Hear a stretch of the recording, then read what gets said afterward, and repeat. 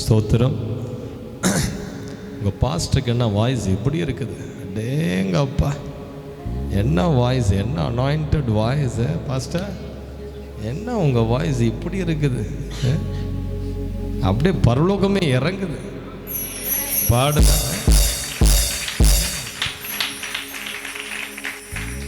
நான் பார்த்த ஊழியர்களில் இப்படி ஒரு அனாயிண்டட் வாய்ஸ், ரொம்ப ரேரான வாய்ஸ். இந்த வாய்ஸ் பாடும் போதே அப்படியே ப்ரெசன்ஸ் இறங்குது, இழுக்குது எல்லாரையும் அப்படியே ஆராதனைக்குள்ள. உண்மையாகவே அந்த அனாயிண்டிங் இருக்கிற பர்சன் தான் இப்படி பாட முடியும். கர்த்தர் உங்களுக்கு நல்ல அபிஷேகம் நிறைந்த ஊழியரை கொடுத்து, ஹல்லேலூயா. அதுக்காக நீங்கள் தொடர்ந்து ஜெபிக்கணும். பிசாசனுடைய முதல் டார்கெட்டே யாராக தான் இருக்குன்னா ஊழியக்காரங்க தான். மெய்ப்பனை வெட்டுனா ஆடுகள் சிதறடிக்கப்படும். அதனால் பிசாசு எப்பவுமே மெய்ப்பர்கள் ஊழியக்காரரை தான் அதிகமாக தொடுவோம். அதனால் தேவ பிள்ளைகளாகிய நீங்கள் உங்கள் ஊழியக்காரருக்காக வாரத்தில் ஒரு வேளையாவது உபவாசித்து உங்கள் பாஸ்டருக்காக நீங்கள் ஜெபிக்கணும். நீங்கள் ஜெபத்தில் நிலைத்திருந்தால் ஊழியர்களாகிய நாங்கள் பிழைத்திருப்போம். ஹல்லேலூயா. ஆமாம், மறந்துடாதீங்க. சரி, அவனுடைய வார்த்தைக்கு நேராக கடந்து செல்லலாம். 9:30 மணிக்கெல்லாம் நான் முடிச்சிடுறேன். என்னாகமம் 23ஆம் அதிகாரம் 22ஆம் வசனம். என்னாகமம் 23, 22, 23. தேவன் அவர்களை எகிப்திலிருந்து புறப்பட பண்ணினார். காண்டா மிருகத்துக்கு ஒத்த பலன் அவர்களுக்கு உண்டு. யாக்கோபுக்கு விரோதமான மந்திரமும் இல்லை, இஸ்ரவேலுக்கு விரோதமான குறி சொல்லுதலும் இல்லை. தேவன் என்னென்ன செய்தார் என்று கொஞ்ச காலத்திலே யாக்கோபையும் இஸ்ரவேலையும் குறித்து சொல்லப்படும். ஹல்லேலூயா. ஆண்டவர் சொல்றார் எவ்வளவு அழகா, தேவன் அவர்களை எகிப்திலிருந்து புறப்பட பண்ணினார். புறப்பட்டு அவர்கள் வரும்போது அவர்களுக்கு எப்படிப்பட்ட பலன் இருந்ததா? எப்படிப்பட்ட பலன்? காண்டா மிருகத்துக்கு ஒத்த ஒரு பலன்.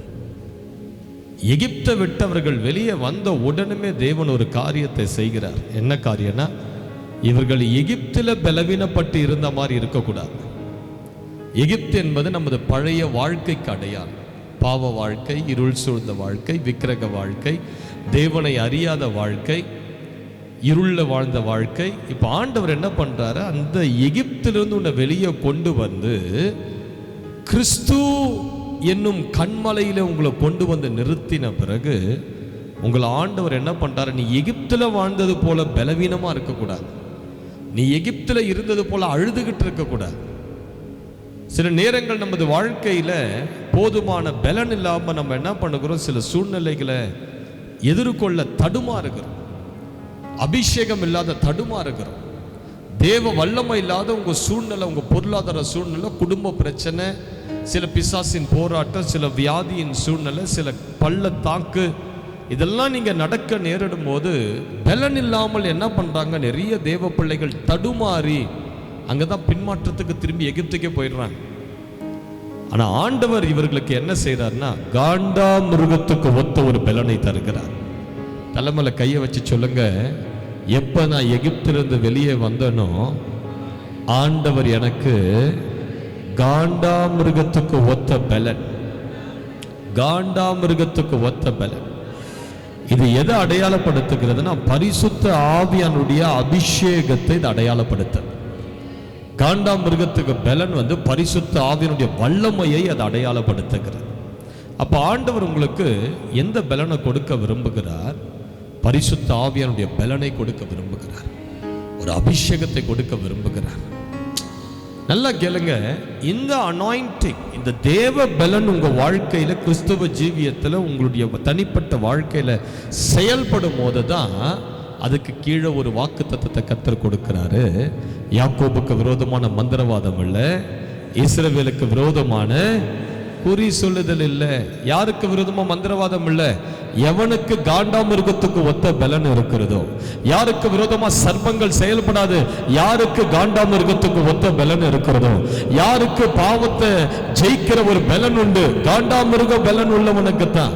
யாருக்கு சில சோதனைகள் சில பிரச்சனைகளை எதிர்கொள்ள வல்லமை உண்டுனா காண்டாமிருகத்தின் பலன் உள்ளவனுக்கு தான் அவன் எல்லா பிரச்சனைகளும் ஜெயித்து எழும்ப முடியும். எத்தனை பேருக்கு புரியுது நான் சொல்றது?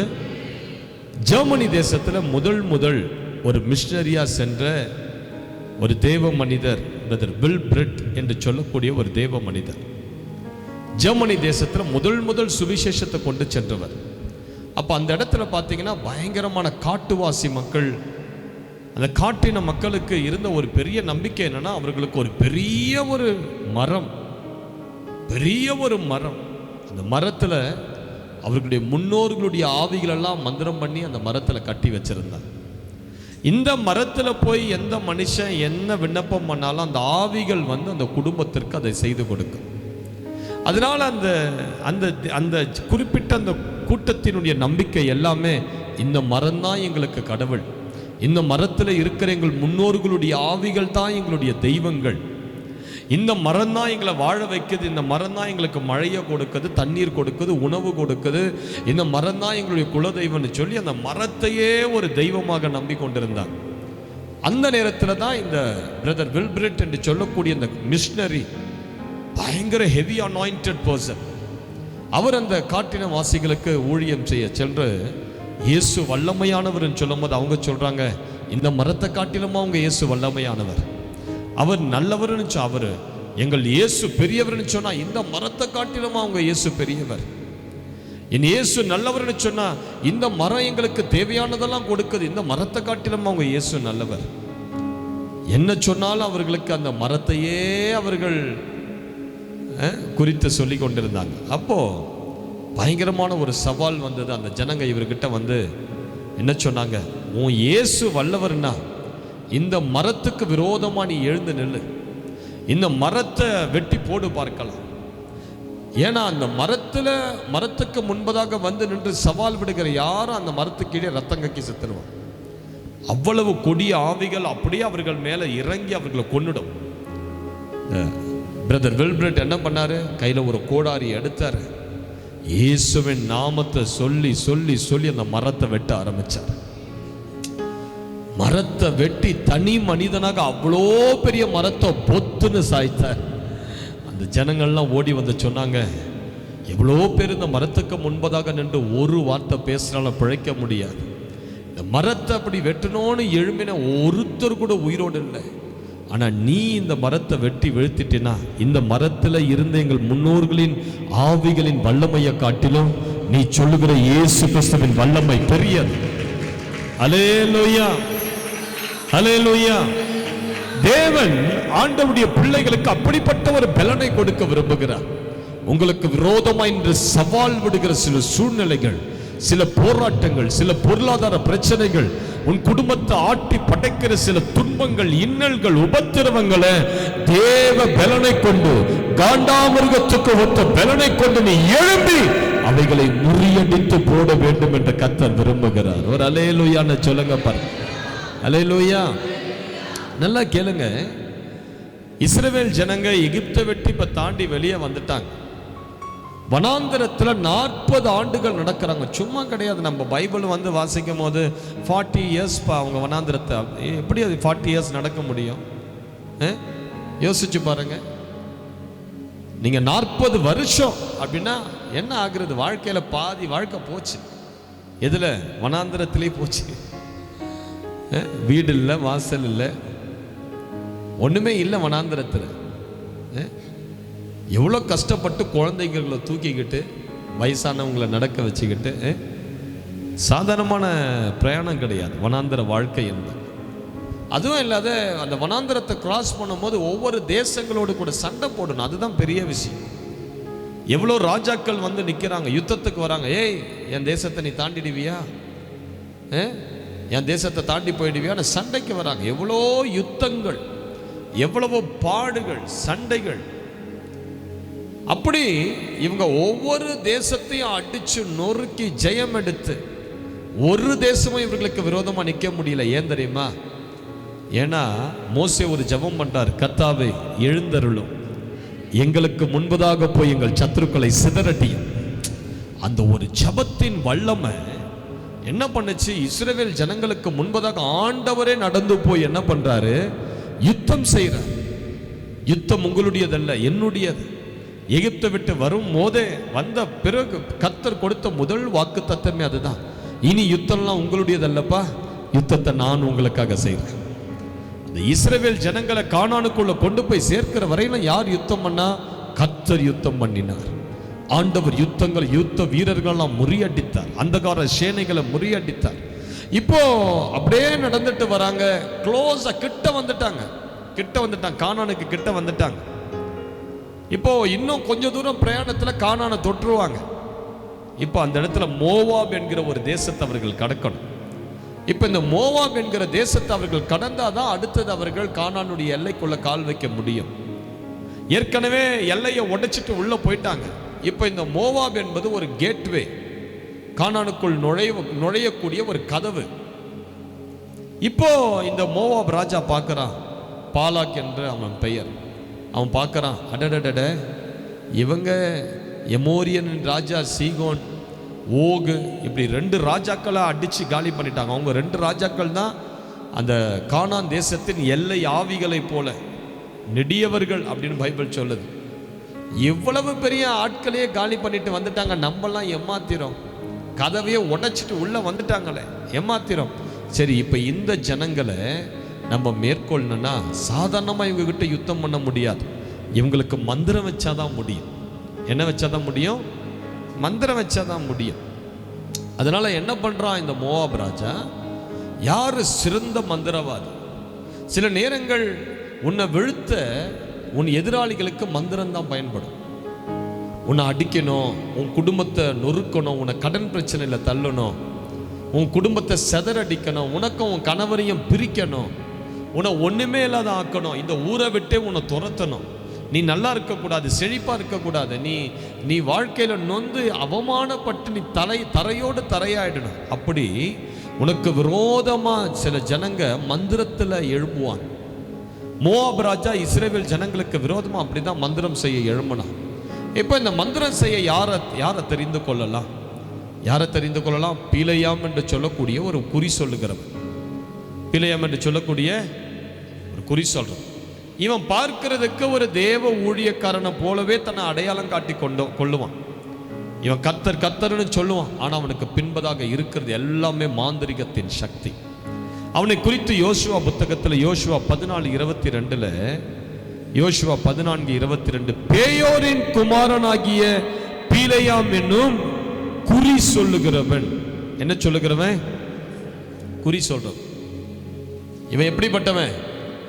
தீர்க்கதரிசின்னு சொல்லல, பைபிள் என்ன சொல்லுது? ஆரம்பத்துல தீர்க்கதரிசி என்று அடையாளப்படுத்துகிற அவனை இப்போ வேதாகமம் அவனை தோல் உரித்து காட்டுகிறது. அவன் உண்மையாகவே எப்படிப்பட்டவன்? அவன் தீர்க்க தரிசன ஆவியை உடையவன் அல்ல, அவன் பரிசுத்த ஆவியில் நிரம்பினவன் அல்ல, அவன் சர்பத்தின் ஆவியில நிறைந்தவன். அவன் ஒரு குறி சொல்லுகிற குறிகாரன், மந்திரக்காரன்.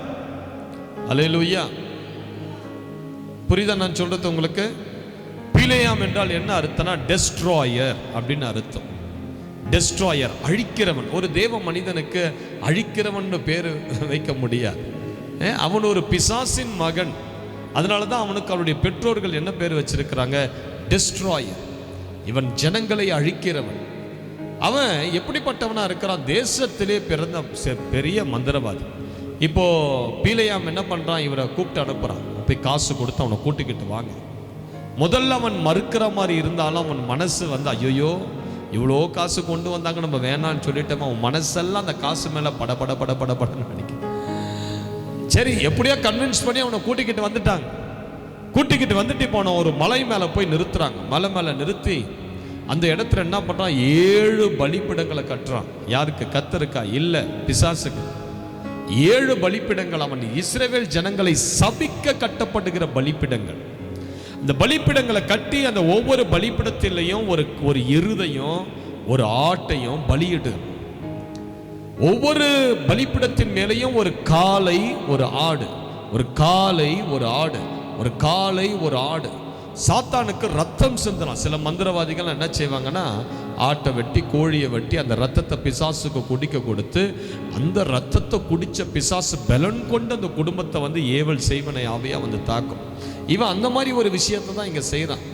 ஒவ்வொரு பலிப்பிடத்திலையும் ஒரு எருதையும் ஒரு ஆட்டையும் பலியிட்டு, இந்த மாதிரி 7 பலிப்பிடங்கள் மேலே அவன் பலியிட்டு அவன் எழுந்து நிற்கிறான். ஜனங்களை சபிக்கணும்னு சொல்லி அவன் வாயை திறக்கிறான். அவனுடைய வாயிலிருந்து ஆசீர்வாதமான வார்த்தைகளை கர்த்தர் கொண்டு வருகிறார். ஹல்லேலூயா. புரியுதா நான் சொல்றது? அவன் சபிக்கணும்னு நினைச்ச வாயை திறந்தா அவன் என்ன சொல்றான்? இந்த ஜனங்க நல்லா இருப்பாங்க, இந்த ஜனங்க ஆசீர்வாதமா இருப்பாங்க, இந்த ஜனங்க பெருகுவாங்க, இந்த ஜனங்க கானானை சுதந்தரிப்பாங்க, இவங்களோட கூட கர்த்தர் இருக்கிறார் அப்படின்னு பேசுறான். இப்ப பீலையாம் பார்க்கறான், பாலாக் ராஜா பார்க்கறான், ஏய் நான் இவங்களை சபிக்கணும்னு உன்னை கூட்டிட்டு வந்து காசு கொடுத்து வச்சா, நீ வந்து இவங்களை நல்லா இருப்பாங்க ஆசீர்வாதம் சொல்றான். என்னமோ தெரியலப்பா, நான் சபிக்கலான்னு தான் வாயை திறக்கிறேன், ஆனா தேவன் நன்மையான வார்த்தைகளை கொண்டு வருகிறார். அல்லேலூயா. திரும்ப இன்னொரு மலையில கொண்டு போய் சரி அந்த டைரக்ஷன், அந்த வாஸ்து சரியில்லை, மலை போல, நான் உன்னை வேற இடத்துக்கு கொண்டு போறேன், அந்த இடத்துல வாஸ்து பார்த்து அவங்களை சாபம் போடலாம். இன்னொரு வேலை மலைக்கு கொண்டு போய் அந்த இடத்துலயும் ஒரு 7 பலிப்பிடங்களை கட்டி 7 காளை 7 ஆடு. எழும்பி நிற்கிறான் பிழையா. சபிக்கலான்னு சொல்லி வாயை திறந்தா வாயிலிருந்து என்ன வார்த்தை வருது? இவங்க நட்சத்திரங்களை போல பெருகுவாங்க, பூமியை தூளத்தனையா பெருகுவாங்க, இவங்க புள்ள குட்டியெல்லாம் நல்லா இருக்கும். அல்லேலூயா. இந்த பாலாக் ராஜாக்கு பயங்கர டென்ஷன். நான் உன்னை சபிக்கணும்னு சொல்லி கூட்டிட்டு வந்தா நீ என்ன பண்ற? இந்த ஜனங்களை இன்னும் ஆசீர்வதிக்கிற. இல்ல இந்த மலை செட் ஆகுது, உன்னை வேற மலைக்கு கொண்டு போறாவா? இப்ப அந்த மலையில கொண்டு போய் நிறுத்தி 7 பலிப்பிடங்களை கட்டி 7 காளை 7 ஆடு ஒவ்வொரு பலிப்பிடத்திலையும். இப்போ இப்ப பீலையாம் எழும்பி நிற்கிறான். ஜனங்களை சபிக்க முடியல, ஜனங்களை அசைக்க முடியல. வாயிலிருந்து வார்த்தைகள் எல்லாமே ஆசீர்வாதமான வார்த்தைகளா வருது. உபாகமம் 23:5 ஆண்டவர் அதை சொல்றாரு, உன் தேவனாகிய கர்த்தர் பீலையாமுக்கு செவி கொடுக்க மனதில்லாமல் உன் தேவனாகிய கர்த்தர் அந்த சாபத்தை உனக்கு ஆசீர்வாதமாய் மாற பண்ணினார். ஹல்லேலூயான்னு சொல்லுங்க, நல்லா கேளுங்க. உங்களை யாராவது சபிக்கிறோன்னு வாயை திறந்தாங்கன்னா தேவன் அந்த வாயின் வார்த்தைகள் ஆசீர்வாதமா உனக்கு திருப்புவார். அந்த சாபத்தை ஆசீர்வாதமாய் உனக்கு மாற்றுவார். உனக்கு விரோதமாய் உட்கார்ந்து ஓம் ரீம் அப்படின்னு பண்றான்னு வச்சுக்க, ஆண்டவர் அந்த வார்த்தையெல்லாம் உனக்கு ஆசீர்வாதமா திருப்புவார். அல்லேலூயா. இந்த ஜனங்க நல்லா இருப்பாங்க, இவங்க ஆசீர்வாதமா இருப்பாங்க, இவங்க நீடி ஆயுசோட இருப்பாங்க, இந்த பணம் கொடுத்தவனுக்கு விரோதமாகவே இவங்க எழும்புவாங்க, செழிப்பாங்க, பெருகுவாங்க, இவங்களுடைய வளர்ச்சியை தடுக்கவே முடியாது, இவங்களுடைய பெருக்கத்தை அடக்கவே முடியாதுன்னு சொல்லி தேவன் அந்த சாபத்தை உனக்கு எப்படி மாற்றுவார்? நீங்க எப்படிப்பட்ட ஜனங்க சிஸ்டர்? நீங்க ஆசீர்வாதமான ஜனங்க. பக்கத்துல பார்த்து சொல்லுங்க, உங்களை யாரையும் சபிக்க முடியாது, உன்னை யாராலையும் சபிக்க முடியாது. ஏன்னா உன் மேல கர்த்தருடைய ஆசீர்வாதம் இருக்கு, ஆபிரகாமுடைய ஆசீர்வாதம் இருக்கு. ஹல்லேலூயா. கிறிஸ்து இயேசுவின் மூலமாய் ஆபிரகாமுடைய வாக்குத்தத்தங்கள், யாக்கோபினுடைய வாக்குத்தத்தங்கள், யாக்கோபுக்கு விரோதமான மந்திரவாதம் இல்லை, இஸ்ரவேலுக்கு விரோதமான இந்த வாக்குத்தத்தத்தை நம்ம கிறிஸ்து இயேசுவின் மூலமாய் பெற்றிருக்கிறோம். அதனால உனக்கு விரோதமான மந்திரம் பலிக்காது. அல்லேலூயான்னு சொல்லுங்க பார்க்கலாம். எத்தனை பேருக்கு புரியுது நான் சொல்றது? அல்லேலூயா. ஏன் பலிக்காதுன்னா உனக்கு காண்டா மிருகத்துக்கு ஒத்த பலன் உண்டு. அதையும் தாண்டி பலிக்குது அப்படின்னா உனக்கு பலன் இல்லை. நீ நோய்ஞ்சா ஆவில, நீ டிபி, ஆவில உனக்கு போலியோ இருக்குது, போலியோ அட்டாக் ஆயிருக்குது, அதையும் தாண்டி உனக்கு மந்திரம் பலிக்குதுன்னா உன் ஆவியில பலன் இல்லை. அவங்களுக்கு தான் மந்திரம் பலிக்கும். காண்டாமிருகத்துக்கு பலன் ஒத்த பலன் இருக்கிறவங்களுக்கு மந்திரம் நெருங்காது, பிசாசு நெருங்காது. இதெல்லாம் தாண்டி பிசாசு உன்னை அட்டாக் பண்ணுதுன்னா உனக்கு பலன் இல்லாத வாழுறன்னு அர்த்தம். ஆண்டவர் பீலையாமுக்கு எதிர்க்க நின்று சொல்றாரு, டேய், ஏன் ஜனங்களுக்கு விரோதமாக எழும்புறியா? நீ என் ஜனங்களுக்குடைய பலன் என்னன்னு தெரியுமா உனக்கு? அவங்களுக்கு காண்டாமிருகத்துக்கு ஒத்த பலனை நான் கொடுத்திருக்கிறேன். நீ பண்ற மந்திரம், தந்திரம், குறி சொல்லுதல், சபித்தல் ஒன்றுமே அவர்களுக்கு பலிக்காது. ஏன்னா நான் அவர்களை பலப்படுத்துகிறேன். பிலிப்பியர் 4:13 சொல்லுகிறது, உன்னை பலப்படுத்துகிற கிறிஸ்துவினாலே எல்லாவற்றையும் செய்ய எனக்கு பலன் உண்டு. அப்போஸ்தலர் 1:8 சொல்லுகிறது, பரிசுத்த ஆவியானவர் வரும்போது நீங்கள் பலன் அடைவீர்கள். ஆண்டவர் நமக்கு எப்படிப்பட்ட பலனை தருகிறார்? நல்லா கேளுங்க. தேவன் முதல்ல நமக்கு கழுகுக்கு சமமான பலனை தருகிறார். என்ன பலன்? கழுகுக்கு சமமான பலன். எப்பொழுது கழுகுக்கு சமமான பலன் வரும்? ஏசாயா 40:31 சொல்லுது, கர்த்தருக்கு காத்திருக்கிறவர்கள் புது பலன் அடைந்து கழுகுகளை போல சேட்டைகளை அடித்து உயர எழும்புவார்கள். அவர்கள் ஓடினாலும் இளைப்படையார்கள், நடந்தாலும். ஆண்டவர் தேவ பிள்ளைகளுக்கு கொடுக்கிற முதல் பலன் என்னன்னா கழுகுக்கு சமமான பலன். அல்லேலூயான்னு சொல்லுங்க. பக்கத்துல பார்த்து சொல்லுங்க, உங்களுக்கு கழுகுக்கு சமமான பலன் இருக்குது சிஸ்டர்.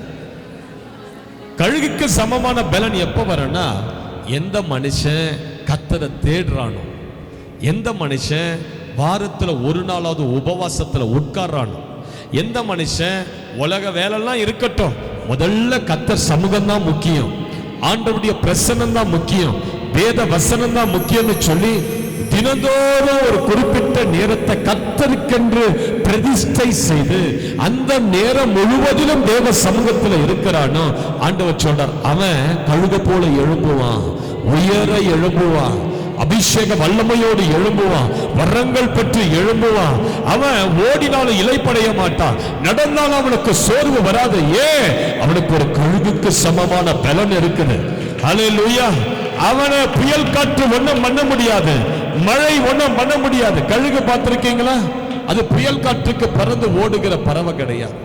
மற்ற பறவை எல்லாம் பாருங்க, புயல் காத்துல அடிச்சு புயல் காத்து தான் தூக்கிட்டு போவோம் மற்ற பறவை. ஆனா கழுகுக்கு ஒரு ஸ்பெஷாலிட்டி என்னன்னா, புயல் காற்றை எதிர்க்க போய் சந்திக்குமா. புயல் காற்று வருதுன்னு பயந்து ஓடாது கழுகு. மற்ற காகங்கள், பறவைகள், குருவி எல்லாம் பாருங்க, அது எங்கேயாவது அந்த காற்று அடிச்சு எங்கேயாவது வீடு, எங்கேயாவது கல்லு, எங்கேயாவது மரங்கள் அந்த பறவைகளை கொண்டு போய் தள்ளி விட்டணும். அந்த பறவைகளுடைய கூடெல்லாம் பிச்சுக்கிட்டு கீழே விழுந்துடும். ஆனா கழுகு அப்படி கிடையாது. ஒரு புயல் காற்று வருது, ஒரு சூறாவளி போல காற்று வருதுன்னா அந்த காற்றை எதிர்த்து கழுகு பறக்குமா, அந்த காற்றை வைத்து அது உயர பழகுமா. அல்லேலூயா. அதுதான் கழுகுக்கு சமமான பலன். எத்தனை பேருக்கு புரியுது நான் சொல்றது? விளங்குதா? பக்கத்தில் பார்த்து கேளுங்க, ஏதாவது அவர் சொல்றது உங்க மண்டைக்கு புரியுதா? மண்டை மட்டும் நல்லா பெருசா வளர்ந்துருக்குது, பூசணிக்காய் மாதிரி. மண்டைக்குள்ள இதெல்லாம் இறங்கணும்.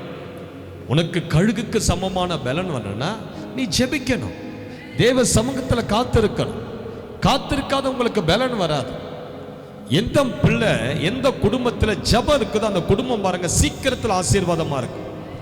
ஜெபம் இல்லாத குடும்பம் சீக்கிரத்தில் விழுந்துடும், தரமட்டமாயிடும். ஒரு பிரச்சனை வந்ததுன்னா உங்களால் நிற்க முடியாது. ஆனா ஜெபிக்கிற தாய் தகப்பன் ஒரு வீட்டில் இருக்கிறாங்கன்னா அந்த குடும்பம் சீக்கிரத்தில் பெருகும், அந்த குடும்பம் ஆசீர்வாதமா இருக்கும். ஜெபிக்கிற சபைங்க பெருகிக்கிட்டே இருக்கும், ஜெபிக்கிற ஊழியங்கள் ஆசீர்வாதமா இருக்கும். ஜெபிக்கிற மனிதனா தான் கர்த்தர் கையில் எடுத்து பயன்படுத்துவார். அல்லேலூயா. எத்தனை பேருக்கு புரியுது சிஸ்டர் நான் சொல்றது? ஆமா, நீங்க தினந்தோறும் ஜெபிக்கணும். அப்போதான் உங்களுக்கு கழுகுக்கு சமமான பலன் வரும். அடுத்து இன்னொரு பலனை கர்த்தர் தருகிறார். என்ன பலன்னா, மான்கால்களுக்கு ஒத்த பலன். முதல்ல கழுகுக்கு சமமான பலன் என்ன பண்ணும்? நீ ஜெபிக்கும் போது உன்னை அதை எழுப்பும், வல்லமை வரங்களை கொண்டு உன்னை எழுப்பும். பிரச்சனைகள்லாம் உன்னை ஒண்ணுமே பண்ண முடியாது. பிரச்சனைகளுக்கு மேல நீ பறக்க ஆரம்பிப்ப. அது நீ ஜெபிக்கும் போது உனக்கு வரும். புரியுதா நான் சொல்றது உங்களுக்கு? உங்களுக்கு என்ன தூக்கமா வருதா? இல்லையா? சரி, நான் சும்மா விட மாட்டேன். அப்படி நீங்கள் பேசுறது, எழுந்து போகிறது, தூங்குறதுலாம் நான் அப்படி பார்த்துட்டு அப்படியே பிரசங்கத்தை நடத்திட்டு போகிற ஆள் கிடையாது. கொட்ட வேண்டிய இடத்துல உங்களை கொட்டிட்டு தான் அதுக்கப்புறம் பிரசங்கத்தை தொடங்கும். சரிங்களா? நல்லா கேளுங்க. ரெண்டாவது, மான்கால்களுக்கு ஒத்த பலன். பக்கத்தில் பார்த்து சொல்லுங்க, மான்கால்களுக்கு ஒத்த பலன். ஆபக்குக் 3:19 சொல்லுகிறது. எடுத்து வாசிங்க. ஆபக்குக் 3:19. அவர் என் கால்களை மான்கால்களை போலாக்கி உயரமான ஸ்தலங்களில் என்னை நடக்க பண்ணுவார். எப்படி நடக்க பண்ணுவார்? மான்கால்களுக்கு ஒத்த கால்கள். நல்லா கேளுங்க, தேவன் உனக்கு தருகிற இரண்டாவது பலன் என்னன்னா மான்கால்களுக்கு ஒத்த பலன். ஏன் இன்றைக்கு நிறைய பேருடைய பொருளாதார ஆசீர்வாதமா இல்லைன்னா உனக்கு மான்கால்கள் இல்லை? ஏன் இன்னைக்கு நிறைய பேருடைய வாழ்க்கையில பண பிரச்சனை, கடன் பிரச்சனை, மான்கால்களுக்கு ஒத்த கால்கள் இல்லை? நான் ஒரு முறை மூணாருக்கு 2013 மூணாருக்கு நானும் என் மனைவியும் போயிருந்தோம். அப்போ அந்த இடத்துல இருந்த ஒரு டாக்டர் ஃபேமிலி, அவங்க கூட தான் நாங்கள் தங்கியிருந்தோம். அப்போ அந்த ஃபேமிலி என்ன பண்ணாங்க, பாஸ்டர் வாங்க உங்களை சில ரெஸ்ட்ரிக்டட் ஏரியாவுக்கு நான் உங்களை கொண்டு போகிறேன் அப்படின்னு சொல்லி யாருக்குமே அனுமதி இல்லாத ஒரு ஏரியாவுக்கு எங்களை கொண்டு போனாங்க. அது வெறும் அது அங்கே இருக்கிற அத்தாரிட்டிஸ், ஃபாரஸ்ட் ஆஃபீஸர்ஸ் மட்டும் தான் அங்கே போக முடியும். ஆனால் அந்த இடத்துல பெர்மிஷன் வாங்கி என்ன அவர்கள் அந்த இடத்துல கொண்டு போனாங்க. அப்போது ஒரு மலைக்கு என்னை கொண்டு போகிறாங்க. மலையில் பார்த்தீங்கன்னா எல்லாம் வரையாடுகள். வரையாடு பார்த்துருக்கீங்களா? வரையாடு. இந்த வரையாடுன்னு அந்த ஆடு இவ்வளோ பெருசு இருக்கும். ஒரு பக்கம் ஆட்டை போல இருக்கும், இன்னொரு பக்கம் மான்களை போல இருக்கும். மான ஆடும் மிக்ஸ் ஆன மாதிரி இருக்கும். மான மாதிரியும் இருக்கும், ஆட மாதிரியும் இருக்கும். அதுதான் வரையாடு. வரையாடுகள் இவ்வளோ உயரத்தில் இருக்கும்.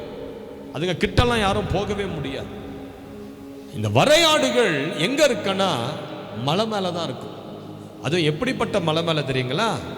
சருவலா இருக்கிற மலை மேல. இப்படி இருக்கிற மலையில அது அப்படி ஏறி ஏறி ஏறி ஏறி அப்படி தாவிப்போம். எவ்வளோ ஒரு ஆச்சரியம்! அந்த வரையாடுகளுடைய கால்களை தேவன் அப்படி வச்சிருக்கிறார். யாருமே அந்த வரையாடுகளை பிடிக்கவே முடியாது. எந்த மிருகமும் வேட்டையாடவே முடியாது.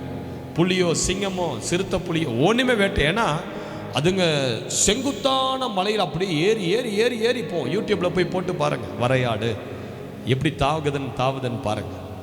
இப்படி இருக்கிற மலை மேலே அப்படியே அப்படி ஏறும். இப்படி இருக்கிற மலை மேலே அந்த காலை வைத்து வைத்து வைத்து வைத்து சின்ன ஒரு கிரிப்பு கடிச்சா பொறுத்தோம். அந்த காலில் அவ்வளவு ஸ்ட்ராங், அந்த காலில் அவ்வளவு பலனை கர்த்தர் கொடுத்திருக்கிறார். அப்படியே மலையில் நிற்கும். எப்படின்னா அது ஏறிச்சுன்னு தெரியாது. நான் பார்த்து ஆச்சரியப்பட்டேன். என்ன டாக்டர், இந்த இப்படி அந்த ஆடு இப்படி நிற்குது, ஏறவே முடியாது அந்த இடத்துல. ஐயோ அது கீழே விழுந்தா செத்துருமே. அவர் சொல்றாரு, இல்லை இல்லை, அதுங்க பிறந்ததே அங்கதான். தாய் குட்டி போட்டதே அந்த சர்வலான ஏரியால தான். அதனால அந்த குட்டியில இருந்தே அந்த மலையில நடந்து நடந்து நடந்து தேவன் அவைகளுக்கு அப்படிப்பட்ட கிருபையை கொடுத்திருக்கிறார். அப்படியே அந்த மலை ஒரு வேளை சறுக்கி வந்தாலும் அந்த சறுக்கி வருகிற அந்த அந்த மலையினுடைய துகள்கள், கல்லெல்லாம் இருக்குது பாருங்க, அந்த கல்லு மேல கால் வச்சு கால் வச்சு கால் வச்சு கால் வச்சு ஏறுமா. எந்த ஆபத்தும் அந்த வரையாடுகளை ஒண்ணுமே செய்ய முடியாது. ஆண்டவர் நம்ம பார்த்து சொல்றாரு, உனக்கு நான் மான்கால்களுக்கு ஒத்த கால்களை கொடுப்பேன். ஏன்னா நான் உன்னை உயர்ந்த ஸ்தலங்களில் ஏற பண்ணுவேன். இது எதற்கு அடையாளம்? தேவன் உன்னை ஆசீர்வதிப்பதான பொருளாதாரத்துக்கு அது அடையாளம். பொருளாதார ஆசீர்வாதங்களுக்கு அடையாளம். உங்க தலைமையில கையை வச்சு சொல்லுங்க, ஆண்டவரே எனக்கு மான்கால்களுக்கு ஒத்த கால்கள், எனக்கு மான்கால்களுக்கு ஒத்த கால்கள். பொருளாதார ஆசீர்வாதம், இந்த உலகத்தின் ஆசீர்வாதம், கீர்த்தியும் புகழ்ச்சியும் கர்த்தர் எனக்கு தந்து என்னை ஆசீர்வதிப்பீரா. ஹல்லேலூயா. சில நேரங்கள் திடீரென்று நமது பொருளாதாரம் சறுக்குது. சில பண பிரச்சனை, மழை எப்படி சில நேரங்கள் மழை பெஞ்சா அந்த மழை அப்படியே சறுக்கி கீழே விழுது. அந்த மாதிரி சில நேரங்கள் நமது ஆசீர்வாதங்கள் சறுக்கி விழுந்துடுது. பணம்லாம் போயிடுது, கடன்ல போய் மாட்டிக்கிறோம். ஒரு கடன் அடைக்க இன்னொரு கடன்ல அப்படியே முழுகி முழுகி முழுகி முழுகி கடன்காரர்களாக மாறிடும்.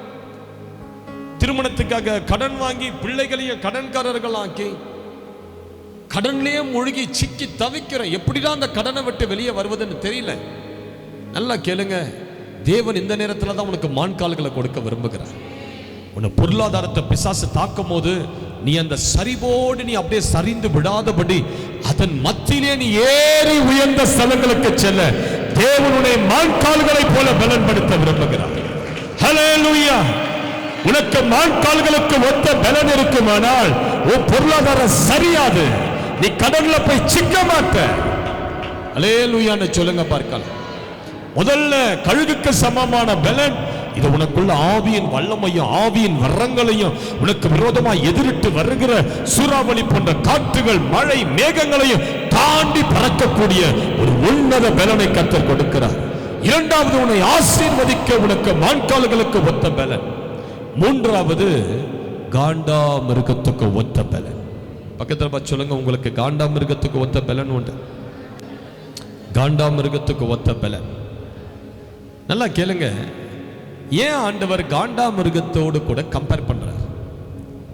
ஏன் ஒரு மிருகத்தோடு கூட கம்பேர் பண்ணி ஆண்டவர் சொல்லியிருக்கலாம், உனக்கு ஏன் பலன் உண்டுப்பா அப்படின்னு சொல்லியிருக்கலாம். ஆனா ஆண்டவர் இவங்களுக்கு காண்டா மிருகத்துக்கு ஒத்த பலன் இருக்குதுப்பா அப்படின்னு சொல்றார். ஆண்டவர் சொல்லியிருக்கலாம், இவர்களுக்கு தேவ தூதர்களுக்கு ஒத்த பலன் அப்படின்னு சொல்லி தூதர்களுடைய பலத்தோடு கம்பேர் பண்ணல. மாறாக காண்டா மிருகத்தோடு இவர்களை இணைத்து பேசுகிறார். ஏன் காண்டா மிருகத்தோடு இணைத்து பேசுகிறார்? நல்லா கேளுங்க. இன்றைக்கு ஒரு 3-4 காரியங்களை நான் உங்களுக்கு சொல்லிக் கொடுக்க 9:30 நான் முடிச்சேன். இந்த காண்டா மிருகத்துக்கு ஒரு கொம்பு இருக்குது பாருங்க. இந்த கொம்பு தான் ரொம்ப முக்கியம். இந்த கொம்பு தான் ரொம்ப முக்கியம். சங்கீதம் 92:10 எடுத்து வாசிங்க. சங்கீதம் 92:10.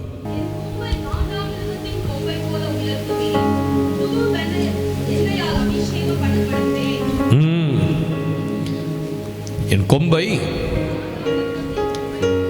சங்கீதக்காரன் சொல்றான், எப்படி என்ன உயர்த்த போறீங்க ஆண்டவரே? எப்படி? வாயத்தந்து தான் சொல்லுங்களேன்.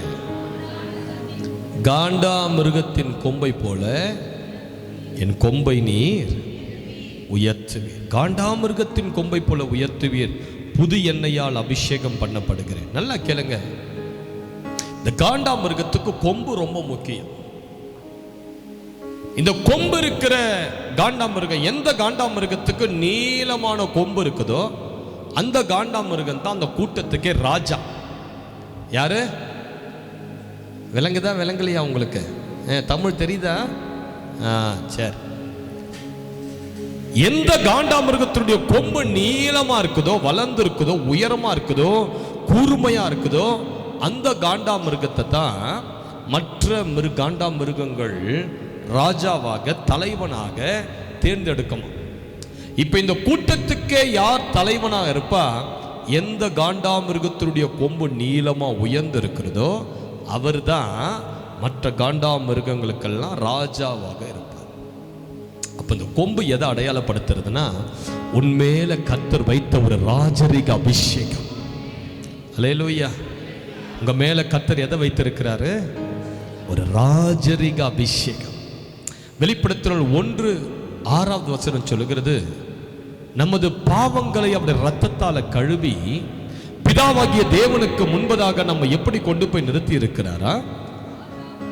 ராஜாக்களாகவும் ஆசாரியர்களாகவும் தேவன் நம்மை நிறுத்தி இருக்கிறார். ஹல்லேலூயா, ஹல்லேலூயா. அதனால தான் சங்கீதக்காரன் 92 அந்த வசனத்தை வாசிச்சோமே 10 சொல்றான், ஆண்டவரே என் கொம்பை உயர பண்ணுங்க, என் கொம்பை என்ன பண்ணுங்க? உயர பண்ணுங்க. நான் அடிமையாகவே இருக்கக்கூடாது, நான் கீழ்மட்டத்திலே இருக்கக்கூடாது, எனக்கு ஒரு ராஜரீக அபிஷேகம் வேணும். என் கொம்பை அபிஷேகத்தால நிரப்புங்க, நிரப்புங்க. அல்லேலூயா. நல்லா கேளுங்க, உங்க கொம்பு வளர்ந்தாதான் நீங்க ஆசீர்வாதமா இருக்க முடியும். இது ராஜரீக அபிஷேகத்துக்கு இது அடையாளம்.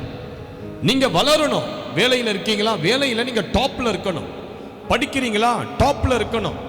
உங்க குடும்பம் எல்லா குடும்பத்தை காட்டிலும் டாப்ல இருக்கணும். சபையில உங்க அபிஷேகம் எல்லார காட்டிலும் டாப்ல இருக்கணும். அல்லேலூயா. ஒரு ராஜரீக அபிஷேகம். எத்தனை பேருக்கு புரியுது நான் சொல்றது? 1 சாமுவேல் 2:10 சொல்லுகிறது, யாருடைய கொம்பை உயர பண்ணுவாரா? தாம் அபிஷேகம் பண்ணினவரின் கொம்பை உயர பண்ணுவார். 1 சாமுவேல் 2:10. யாருடைய கொம்பு உயரும்?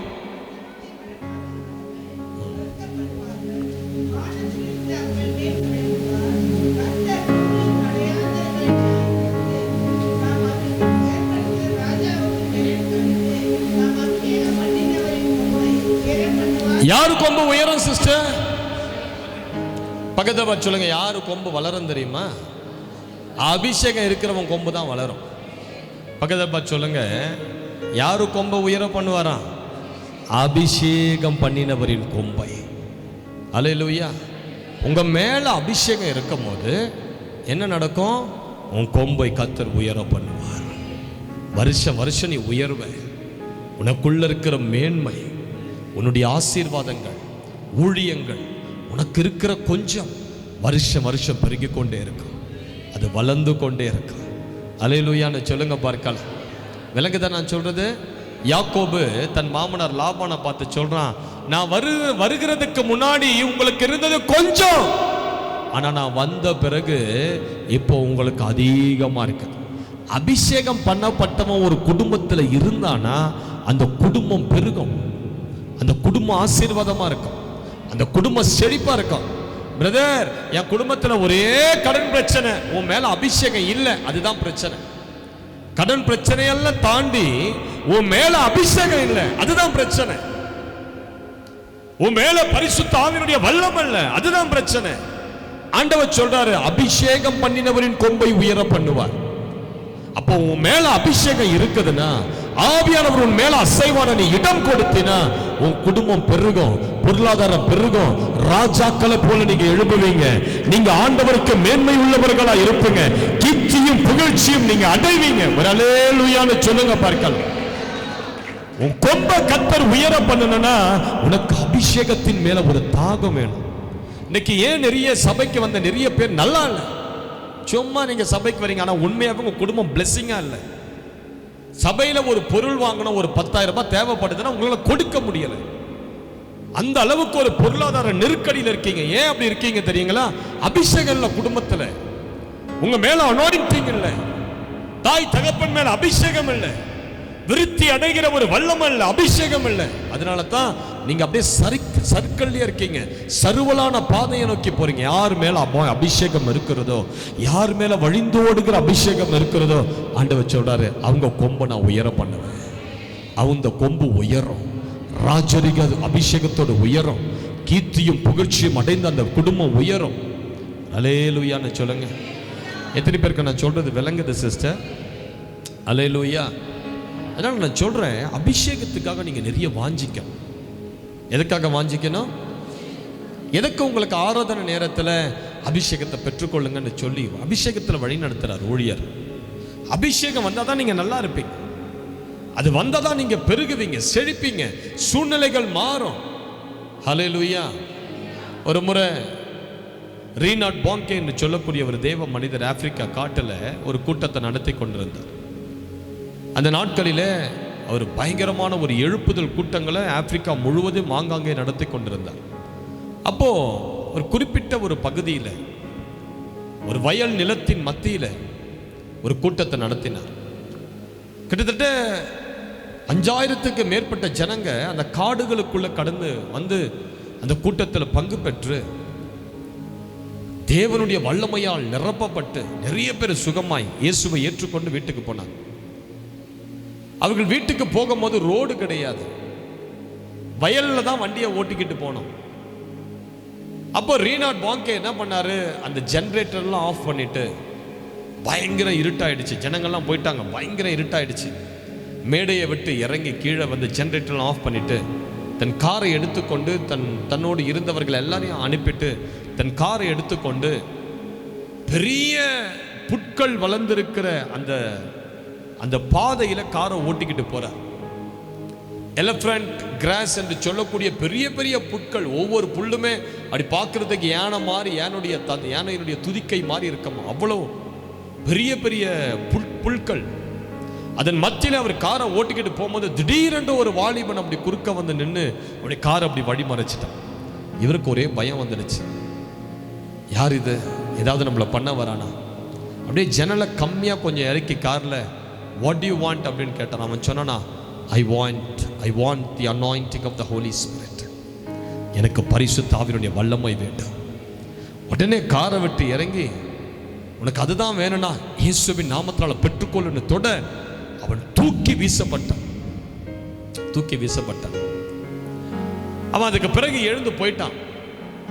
1 மாசம் கழித்து இந்த ரீனாட் பாங்கேக்கு ஒரு தகவல் வருது, இந்த மாதிரி ஒரு பகுதியில் டேவிட் என்று சொல்லக்கூடிய ஒரு வாலிபன் கொண்டு ஆண்டவர் மிகப்பெரிய அற்புதங்களை செய்து கொண்டிருக்கிறார். இந்த வாலிபன் ஒரு பெரிய எழுப்புதல் கூட்டங்களை நடத்தி கொண்டிருக்கிறார். இவருக்கு ஒரே ஆசை, அந்த வாலிபனை நான் பார்க்கணும், அவனை போய் எப்படியாவது கூட்டிக்கிட்டு வாங்க, நான் அவன் கூட பேசுறேன். அப்போது ஒரு கூட்டத்தில் இந்த பையனை கூட்டிக்கிட்டு வராங்க. இவன் வரான், வந்துட்டு தன்னை அறிமுகப்படுத்துகிறான்.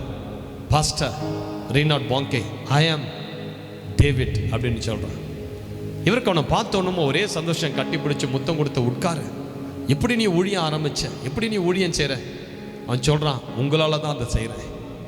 எப்படி? நீங்கள் போன மாதம் அந்த காட்டில் ஊழியத்தெல்லாம் முடிச்சுட்டு போகும்போது உங்கள் வண்டியை வழிமறித்து அபிஷேகத்துக்காக கேட்ட நபர் நான் தான். நீங்கள் கையை வச்சிங்க, என் மேலே ஒரு வல்லமாய் பாய்ந்தது, ஒரு அக்கினி இறங்கியது, என்னால் தாங்க முடியலை. அப்படியே எழுந்து என்னுடைய கிராமத்தை நோக்கி நான் நடந்து போகும்போது என் கிராமத்தில் ஒரு கொடிய ஜுரம் தாக்கி அநேக சிறு பிள்ளைகள் செத்து கொண்டிருந்தார்கள்.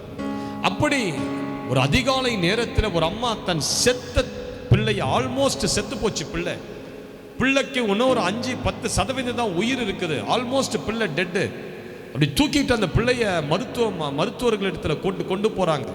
அங்கே இருக்கிற கிராம மருத்துவர்கிட்ட தூக்கிட்டு போகும்போது நான் அந்த அம்மாவை எதிர்பட்டு சந்தித்து அந்த அம்மாவை கேட்டேன், என்னாச்சு உங்கள் பிள்ளைக்கு? அந்த அம்மா சொன்னாங்க, என் பிள்ளையும் அந்த விஷ ஜுரத்தால் தாக்கப்பட்டு ஆல்மோஸ்ட் என் பிள்ளை செத்து போச்சுன்னு ஓனர் தான். இந்த பிள்ளை மேலே நான் கையை வச்சு இயேசுவின் நாமத்தினால் இந்த பிள்ளையினுடைய ஜீவன் வரட்டும்னு சொல்லி ஜெபிக்க கொஞ்ச நேரத்தில் இந்த பிள்ளை வாயை திறந்து ஓன்னு அழ ஆரம்பிச்சிருச்சு. அல்லேலூயா.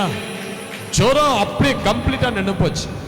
இந்த அம்மா அந்த பிள்ளைய ஊருக்குள்ள தூக்கி கொண்டு போய் என்ன சொல்லிட்டாங்க, இந்த மாதிரி ஒரு தம்பி டேவிட் என் பிள்ளைக்கு ஜெபம் பண்ணி சுகமாக்கிட்டான்னு சொல்ல எல்லாம் உங்க பிள்ளைய தூக்கிட்டு அந்த வாலிபனை தேடி ஓடி போய் அவன் கையை வச்ச எல்லா குழந்தைகளும் சுகமாயிட்டான். எல்லா குழந்தைகளும் சுகமாயிட்டான். இப்போ அந்த கிராமத்தில் அவன் அப்படி ஊழியங்களை பண்ணி எல்லா குழந்தைகளையும் சுகமாக்கி கொண்டிருக்கிற செய்தியை அந்த ஊர் தலைவர் கேள்விப்பட்ட அவனை கூட்டிக்கிட்டு வாங்க. இயேசுவை குறித்து அவன் சொல்லிக்கிட்டு இருக்கிறவன், நம்ம கிராமத்தில் நமக்கு எவ்வளோ தெய்வங்கள் இருக்குது, எவ்வளோ விக்கிரகங்கள் இருக்குது, இதெல்லாம் தாண்டி அவன் இயேசுன்னு சொல்லி ஏதோ ஒரு தெய்வத்தை சொல்லிட்டு அவனை கூட்டிட்டு வாங்க. அந்த டேவிட் என்றவனை அவனை கூட்டிக்கிட்டு வந்து இவருக்கு முன்பதாக நிறுத்தினான். இந்த ஆள் சொன்னானா, அந்த தலைவர், இனி இந்த இயேசுவை சொல்லி நீங்கள் வந்தீங்கன்னா உன்னை கொன்னுடுவேன். என்னடா இயேசு வல்லவர்னு சொல்லிட்டு இருக்கிற? உன் இயேசு வல்லவர்னா என் அறையில் என் பொண்ணு படுத்திருக்கிறான், 18 வயசு, பிறந்ததுலேருந்தே நடக்காதவன், கை காலெல்லாம் வளைஞ்சிருக்குது, உன் இயேசு வல்லவர்னா என் மகளை குணமாக்க பார்க்கலாம் அப்படின்னு சொல்லிட்டு அவனை திட்டிக்கிட்டு அவர் எழுந்து வெளியே போயிட்டார். இவன் அந்த மகளை போய் பார்த்தான். அந்த மகளுடைய கையெல்லாம் அப்படி வளைஞ்சிருந்தது, நகங்களெல்லாம் வெட்டாத நகங்கள்லாம் அப்படியே வளர்ந்து சுருண்டு இருந்தது, காலெல்லாம் அப்படி மடங்கி இருந்தது, வாயெல்லாம் கோணி, தலையெல்லாம் அப்படி ஒரு பக்கமாக இருந்தது. 18 வருஷமா அவளால் நடக்க முடியலை. அப்படியே எலும்பெல்லாம் முறுக்கி அப்படியே ட்விஸ்டட் போன்ஸ் எல்லாமே. அந்த மகளை வைராக்கியத்தோடு பார்த்து, இயேசுவின் நாமத்தினால எழுந்து நட. அல்லேலூயா. அவ்வளவுதான் பாருங்க, சொன்ன மாத்திரத்தில் தேவனுடைய அபிஷேகம் அந்த மகள் மேல இறங்கியது, தேவனுடைய வல்லம் அந்த மகள் மேல இறங்கியது.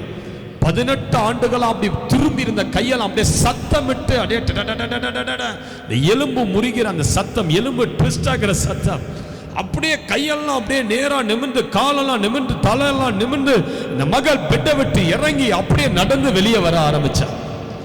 இந்த ஊர் தலைவர் பார்த்தாரு, பொத்துனிவன் காலிலே விழுந்துட்டார். ஓ இயேசு வல்லவர், ஓ இயேசு வல்லமையானவர். தேவே, இந்த இயேசுவை குறித்து நம்ம கிராமத்தில் இருக்கிற எல்லா ஜனங்களுக்கும் நீ பிரசங்கித்தே ஆகணும். நான் ஒரு மேடையை போடுறேன், தொடர்ந்து பிரசங்கம் பண்ணிக்கிட்டே அப்படின்னு சொல்லி அந்த ஊர் தலைவர் ஒரு பெரிய மேடையை போட்டு கொடுக்க, இந்த பையன் கிட்டத்தட்ட 20 நாள் அளவும் கூட்டங்களை நடத்தி இருக்கிறான். ஏராளமான ஆயிரமான ஜனங்கள் வந்து இவன் மூலியமாய் இயேசுவை ஏற்றுக்கொண்டு சுகம் பெற்றார்கள். நல்லா கேளுங்க, ஒரு அபிஷேகம் வரும்போது உன்னுடைய வாழ்க்கை அது உயர்த்தும், உன் தரத்தை அது உயர்த்தும். ஒரு அல்லேலூயான்னு சொல்லுங்க பார்க்கலாம். எத்தனை பேருக்கு புரியுது சிஸ்டர் நான் சொல்றது? அப்போ அபிஷேகம் வரும்போது முதல்ல என்ன நடக்குது? உன் கொம்பை கர்த்தர் உயர பண்ணுவார். உன் குடும்பத்தில் எவ்வளோ பேர் இருக்கலாம், நீ உயருவ. உன் வேலை ஸ்தலத்தில் எவ்வளோ பேர் இருக்கலாம், உனக்கு ப்ரொமோஷன் வரும். எவ்வளோ பேர் உன்ன மாதிரியே பிஸ்னஸ் பண்ணலாம், ஆனால் உன் பிஸ்னஸ் செழிக்கும், உன் வீடு கட்டப்படும், உன் பிள்ளைகள் ஆசீர்வதிக்கப்படுவார்கள். ஏன்? உன் கொம்பை கர்த்தர் உயர பண்ணுவார். எவ்வளோ சபைகள் இருக்கலாம், அபிஷேகம் இருக்கிற சபை வளரும், அபிஷேகம் பெற்ற சபையில் அற்புதங்கள் நடக்கும். அல்லேலூயான்னு சொல்லுங்க பார்க்கலாம். ஹல்லேலூயா. இரண்டாவது இந்த காண்டாமிருகத்துக்கு ஒத்த பலன் என்னன்னா, இந்த காண்டாமிருகத்தினுடைய தோல் விசேஷித்தமானது. இந்த காண்டாமிருகத்தினுடைய தோல் பார்த்துருக்கீங்களா? ஒரு கோட்டு போட்ட மாதிரி இருக்கும் பாருங்க. இந்த காண்டாமிருகத்தினுடைய தோல் அவ்வளவு திக்கான தோலா. காண்டாமிருகத்தை அம்பெல்லாம் அடிச்சு கொள்ள முடியாது, துப்பாக்கியில் ஷூட் பண்ணி அதை கொல்ல முடியாது. ஏன்னா அது தோலே இவ்வளவு கனமானதா. துப்பாக்கி குண்டு உள்ள போய் தோல்லையே தான் இருக்குமே தவிர உடம்புக்குள்ள போகாது. அந்த அளவுக்கு ஒரு திக்கான ஒரு ஸ்கின். ஆண்டவர் அதுக்கு அப்படி ஒரு ஸ்கின்னை கொடுத்திருக்கிறார். அதை அம்பாடிச்சு ஈட்டியால குத்தியெல்லாம் அதை கொல்ல முடியாது. துப்பாக்கியால ஷூட் பண்ணி கூட சில நேரங்கள் அதை கொல்ல முடியாது. ஏன்னா அதோடைய ஸ்கின் அவ்வளவு திக்கானது, அவ்வளவு ப்ரொடெக்ஷன் ஆண்டவர் என்ன பண்ணியிருக்கிறாரு, காண்டாமிருகத்துக்கு கர்த்தர் கொடுத்திருக்கிறார். இந்த தோல் எதற்கு அடையாளம்னா, கர்த்தர் உனக்கு கொடுத்த ரட்சிப்பின் வஸ்திரத்துக்கு அது அடையாளம். அல்லேலூயா. நீ இயேசுவை எப்போ ஏற்றுக்கொண்டாயோ ஆண்டவர் உனக்கு என்ன பண்ணிட்டார்னா, அவருடைய ரட்சிப்பின் உடைய உனக்கு கொடுத்துட்டார். எப்படிப்பட்ட உடை? இயேசு வெளிப்படுத்தல் 7 சொல்லுது, இயேசுவின் இரத்தத்தால் கழுவப்பட்ட உடை. இயேசுவின் இரத்தத்தால கழுவப்பட்ட ஒரு வஸ்திரம். நீ எப்ப இயேசுவை ஏற்றுக்கொண்டையோ அப்பயே உன் மேல என்ன வந்துடுச்சுன்னா, ஒரு வஸ்திரம், ஒரு வெண்ணிற வஸ்திரம். ஹல்லேலூயா. எத்தனை பேருக்கு புரியுது நான் சொல்றது? உன் மேல என்ன வஸ்திரம் இருக்குது? ரட்சிப்பின் வஸ்திரம் இருக்குது. இந்த ரட்சிப்பின் வஸ்திரம் எதனால தோய்த்து வெளுப்பாக்கப்பட்டது? இயேசுவின் இரத்தத்தால், ஆட்டுக்குட்டியின் இரத்தத்தால், கல்வாரி சிலுவையின் இரத்தத்தால் தோய்த்து வெளுப்பாக்கப்பட்ட ஒரு ரட்சிப்பின் வஸ்திரத்தை ஆண்டவர் உனக்கு அங்கியா கொடுத்திருக்கிறார். இப்போ நீங்க பார்க்கறதுக்கு எல்லாம் கலர் ட்ரெஸ் தானே இருக்கீங்க, ஒவ்வொருத்தரும் ஒவ்வொரு கலர். ஆனா ஆவி மண்டலத்தில் தேவ தூதர்கள் உங்களை பார்க்கும்போது இந்த கலர் ட்ரெஸ் எல்லாம் தெரியாது. உங்க மேல வெறும் ஒரு ஒயிட் ரோபு தான் இருக்கும், ஒரு ரட்சிப்பின் உடை தான் இருக்கு, ஒரு வெண்ணிற வஸ்திரம் தான் இருக்கு. ஆண்டவர் உங்களை பார்க்கும்போது இந்த கலரா இப்படிலாம் தெரியாது. ஆண்டவர் உங்களை பார்க்கும்போது உங்களை ரட்சிப்பின் வஸ்திரத்தை தான் பார்க்கிறார். அலங்காரமான வெண்மையான ஒரு ரட்சிப்பின் வஸ்திரம். மத்தேயு 17 இயேசு சீஷர்களை கூட்டிக் கொண்டு போய் மலையில மறுரூப மலையில ஜெபிக்கும் போது என்ன ஆகுது? அந்த இடத்துல அவர் மறுரூபமாகி அவருடைய வஸ்திரம் எப்படி மாறிச்சா? தட்டானால வெளுக்க கூடாத அளவு அவ்வளவு வெண்ணிறமாய் அவருடைய வஸ்திரம் மாறியது. அதுதான் ரட்சிப்பின் வஸ்திரம். ஆண்டவர் இந்த வஸ்திரத்தை உனக்கு கொடுத்திருக்க. ஆனா நல்லா கேளுங்க, பிசாசு இந்த வஸ்திரத்தை எப்பவுமே கரைப்படுத்துறனே பார்ப்பான். உன் மேல இருக்கிற வஸ்திரத்தை பிசாசு என்ன பண்ண பார்ப்பான்? கரைப்படுத்த பார்ப்பான். நீ ரட்சிக்கப்பட்டு இயேசுப்பா பிள்ளையா ஞானஸ்தானம் பெற்ற பிறகு உன் மேல வந்த அந்த ரட்சிப்பின் உடைய பிசாசு அதை கரைப்படுத்தணும்னே பார்ப்பான். ஏன்? அதை கரைப்பட்டதுன்னா அந்த ரட்சிப்பின் வல்லமும் போயிடும். ஒரு முறை ஒரு ஊழியர், ஒரு அசிஸ்டன்ட் பாஸ்டா ஊழியம் செய்து கொண்டிருக்கிற ஒரு நபர் எனக்கு ஃபோன் செய்து அது சொன்னார், ஐயா நான் ஒரு சொப்பனம் பார்த்தேன், எனக்கு ஒரே கலக்கமாக இருக்குது, இந்த சொப்பனத்துக்கான அர்த்தத்தை நீங்கள் சொல்லுவீங்கன்னு சொல்லி உங்களுக்கு கால் பண்ணேன். நான் சொன்னேன், சொல்லுங்கள். என் வீட்டுக்குள்ளே ஒரு பெரிய வலு சர்ப்பம் ஒன்று நுழைய பார்க்குது. அது நுழைய போதே நான் ஒரு பெரிய கத்தியை கொண்டு போய் அந்த வலு சர்ப்பத்தை வாசல்லையே அப்படி வெட்டின உடனே அதனுடைய உடம்பு பாதி உடம்பு என் வாசலுக்கு வெளியே விழுந்துடுச்சு, பாதி உடம்பு என் வீட்டுக்குள்ளே போயிடுச்சு. பாதி உடம்பு வீட்டுக்குள்ளே போயிடுச்சு. இந்த வீட்டுக்குள்ளே போன இந்த பாம்பை நான் தேடுறேன், எங்கடா வீட்டுக்குள்ளே பூந்துச்சது, எந்த இடத்துல போய் பதுங்கி இருக்குதோ, எந்த இடத்துல மறைஞ்சு இருக்குதோன்னு சொல்லி சொப்பனத்தில் தேடுறேன், எங்கேயுமே இல்லை. கடைசியில் என் பியூரோவை திறந்தா என் பியூரோக்குள்ள என்னுடைய ஒயிட் ஷர்ட், நான் ஊழியத்துக்கு பயன்படுத்துகிற வெள்ளை ஷர்ட்டெல்லாம் தொங்கி கொண்டிருக்குது. ஆனால் அந்த ஷர்ட்டெல்லாம் சர்பத்தின் ரத்தம், அந்த ஷர்ட்டெல்லாம் ரத்தக்கரை. உடனே நான் கனவை விட்டு எழுந்துட்டேன். இந்த கனவுக்கு என்ன அர்த்தம்? இப்போ நான் சொன்னேன், அந்த ஒயிட் ஷர்ட் என்பது உங்களுடைய ரட்சிப்பின் வஸ்திரத்துக்கு அடையாளம். சர்பத்தின் ரத்தம் என்பது பிசாசின் பாவத்துக்கு அடையாளம். பிசாசு உன்னுடைய வஸ்திரத்தை என்ன படுத்திடுச்சுன்னா கரைப்படுத்திடுச்சு, கரையாடிச்சு உன் வஸ்திரம். உன் ரட்சிப்பின் வஸ்திரம் கரைப்பட்டுடுச்சு. அல்லேலூயா. நீங்க நல்லா ஊழியம் செஞ்சுக்கிட்டு இருந்த நபரு, சர்ப்பங்களை வெட்டின நபரு, ஆனா சர்ப்பம் என்ன பண்ணிடுச்சு? தந்திரமா உன்னை பாவத்துல மாட்டி விட்டுடுச்சு, பாவத்துல உங்களை தள்ளிடுச்சுன்னு சொன்ன உடனே அவர் அழ ஆரம்பிச்சிட்டார். அவர் சொன்னார், நீங்க சொல்றது கரெக்டு தான், நான் ஊழியம் செய்கிறேன், நல்லா ஊழியம் செஞ்சுட்டு இருந்த கொஞ்ச நாட்கள். ஆனால் ஊழியத்தில் ஏற்பட்ட சில சோர்வுகள், நான் அப்படியே போய் ஒரு பாவத்தில் விழுந்துட்டேன்.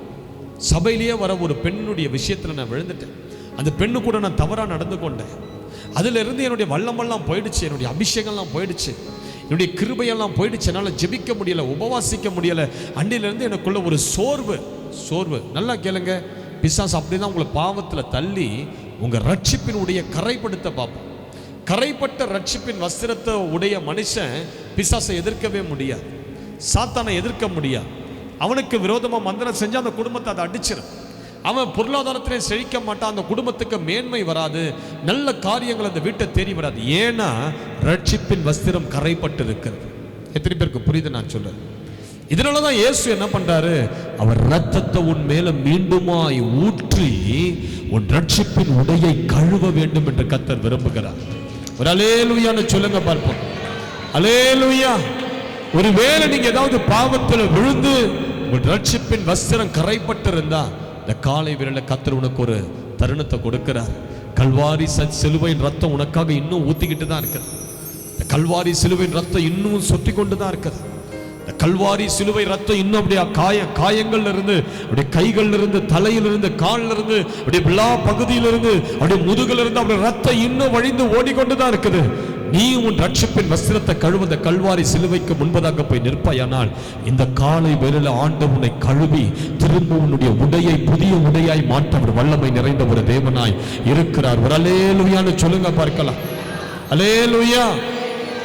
இரண்டாவது, இந்த வஸ்திரம் எதற்கு அடையாளமா இருக்குதா? சர்வாயுதங்களுக்கு அடையாளம். இந்த காண்டா மிருகத்தின் தோல் எதை அடையாளப்படுத்தி காட்டுது? சர்வாயுதங்களை அடையாளப்படுத்தி காட்டுது. எபேசியர் 6ல பவுல் எபேசு சபைக்கு எழுதும் போது இப்படி எழுதுறார், கிறிஸ்தவர்களுக்கு எச்சரிக்கிறார். பாருங்க, சும்மாலாம் அப்படியே சாதாரணமா வாழ்ந்துடாதீங்க. யாருக்கு சொல்றாரு? சபையை பார்த்து சொல்றார். சும்மா அப்படியே அசால்ட்டா இருந்துடாத. சபைக்கு வந்தோம், போனோம், சாப்பிட்டோம், தூங்கணும், வேலைக்கு போனோம், சம்பாதிச்சோம், பிள்ளைங்களை படிக்க வச்சோம், அப்படி இருந்துடாத. பவுல் சொல்றாரு, உனக்கு விரோதமாய் பிசாசின் கூட்டங்கள் செயல்படுது. துரைத்தனங்கள், அதிகாரங்கள், பிரபஞ்சத்தின் அந்தகார லோகாதிபதிகள், வான மண்டலங்களில் உள்ள பொல்லாத ஆவிகளின் சேனைகளோடு நமக்கு போராட்டம் உண்டு. இப்ப இந்த போராட்டத்தை ஜெயிக்க தேவன் உனக்கு என்ன பண்றாரு? சில சர்வாயுதத்தை கொடுக்கிறார். எதை கொடுக்கிறாரு? சர்வாயுதம். முதல் சர்வாயுதம் ரட்சிப்பு என்னும் தலை சீராம். உன் சிந்தையை பிசாசு தாக்கி உன் சிந்தைக்குள்ள சோர்வையும் வெறுப்பையும் இச்சையும் உண்டு பண்ணாதபடி உன் தலையை எப்போதுமே ரட்சிப்பால காத்துக்கொள். கல்வாரி சிலுவையின் ரத்தத்தால உன் சிந்தையை கழுவி உன் சிந்தையை காத்துக்கொள். அதற்கு பிறகு நீதி என்னும் மார்க்கவசம். ஏன்? இங்கதான் இருதயம் இருக்குது. அந்த இருதயத்தின் மேல ஒரு நீதியை கர்த்தர் கொடுக்கிறார். உன் மனசாட்சிக்கு விரோதமான எந்த காரியத்தை நீ செய்யக்கூடாது. புரியுதா நான் சொல்றது? நீ நீதிமானா நடக்கணும், நீதி உள்ள பாதையில நடக்கணும். உன் மனசாட்சிக்கு விரோதமான எந்த துரோகத்தையும் நீ செய்யக்கூடாது. உன் மனசு சொல்லக்கூடிய, மனசு தவறுண்டு சொல்லக்கூடிய எந்த பாவத்தையும் செய்யக்கூடாது. உன் மனசு தவறுண்டு சொல்லக்கூடிய எந்த பணத்தையும் நீ குறுக்கு வழியில சம்பாதிக்க கூடாது. உன் மனசாட்சி சொல்லக்கூடிய எந்த காரியத்தையும் அதற்கு விரோதமா நீ செய்யக்கூடாது. அதனால தான் ஆண்டவர் நீதி என்னும் மார்க்கவசத்தை உன் இருதயத்தின் மேல வைத்து, உன் இருதயம் நீதியில நடக்கட்டும், என் வழியில நடக்கட்டும், என்னுடைய பாதையில உன் இருதயம் நடக்கட்டும். அல்லேலூயா. அடுத்தது சத்தியம் என்னும் கச்சை. சத்தியம் என்னும் கச்சை. ஒரு யுத்தத்துக்கு போகிற ஒரு போர் வீரன் ட்ரெஸ் எல்லாம், அந்த யுத்த ட்ரெஸ் எல்லாம் போட்டுட்ட பிறகு ஒரு பெல்ட்டை போட்டு டைட் பண்ணாதான் அந்த ட்ரெஸ் எல்லாம், அந்த ஆர்மி உட அப்படியே நிற்கும், டைட்டா நிற்கும். இல்லைன்னா அவன் நடக்கும் போது எல்லாம் கட கட கட கட கட கலகலன்னு ஆடிட்டு இருக்கு. அப்போ உன்னை உறுதியா நிப்பாட்டுவது எது கிறிஸ்துவுக்குள்னா? சத்தியம். அல்லேலூயா. எத்தனை பேருக்கு புரியுது நான் சொல்றது?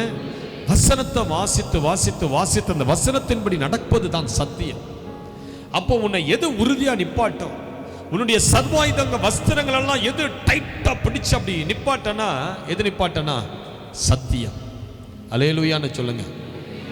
அடுத்தது ஆண்டவர் உனக்கு என்ன பண்றாரு? சுவிசேஷம் என்னும் பாதரட்சை. உன் கால்களுக்கு ஒரு பூட் ஷூவை போடுற. எதுக்கு? நீ சுவிசேஷம் அறிவிக்க. நீ சும்மா நீ ரட்சிக்கப்பட்டு நீ சபையில நீ மாத்திரம் இருக்கக்கூடாது, மற்றவர்களுக்கு இயேசு அறியாத ஜனங்களுக்கு சுவிசேஷத்தை சொல்லி சபைக்கு கொண்டு வரணும். இந்த ஆண்டு எத்தனை பேர் ஒரு ஆத்துமாவையாவது சபைக்கு கொண்டு வந்தவங்க? நான் ஒரு ஆத்மாவை ஆதாயப்படுத்தி கொண்டு வந்திருக்கிறேன் பாஸ்டர். கையை உயர்த்தி காட்டுங்க தைரியம் இருந்தா.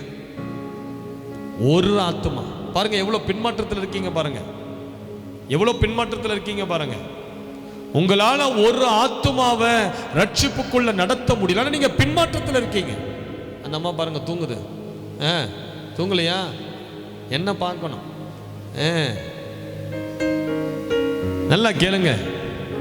நீங்க ஆத்ம ஆதாயம் பண்ணலாம், நீங்க பின்மாற்றத்தில் இருக்கீங்க. பாத ரட்சம் உங்க காலில் கிடையாது. எந்த குடும்பத்துக்கு ஆண்டவர் பிளெஸிங்கை தருவார் தெரியுமா? எவன் சுவிசேஷத்தை சொல்லி தேவ ராஜ்யத்தில் ஆத்மாக்களை கொண்டு வரானோ அந்த குடும்பத்தை தேவன் ஆசீர்வதிப்பார். எந்த குடும்பத்தின் மேல ஆண்டவர் பிரியமா இருப்பாரு தெரியுங்களா? எந்த மனுஷன் எப்பொழுதுமே பார்க்கிறவங்களுக்கெல்லாம் இயேசுவை குறித்து பேசிக்கிட்டே இருக்கிறானோ அந்த குடும்பத்தை கர்த்தர் ஆசீர்வதிப்பார். சுவிசேஷம் என்னும் பாதரட்சம் உனக்கு உண்டா? இருந்ததுன்னா நீ என்ன பண்ணுவேன்? பக்கத்து வீட்டுக்காரனுக்கு இயேசுவை பற்றி சொல்லுவேன், எதிர் வீட்டுக்காரனுக்கு இயேசுவை பற்றி சொல்லுவேன், வேலையில் இயேசுவை பற்றி சொல்லுவேன், தொழில் செய்கிற இடத்துல இயேசுவை பற்றி சொல்லுவேன்.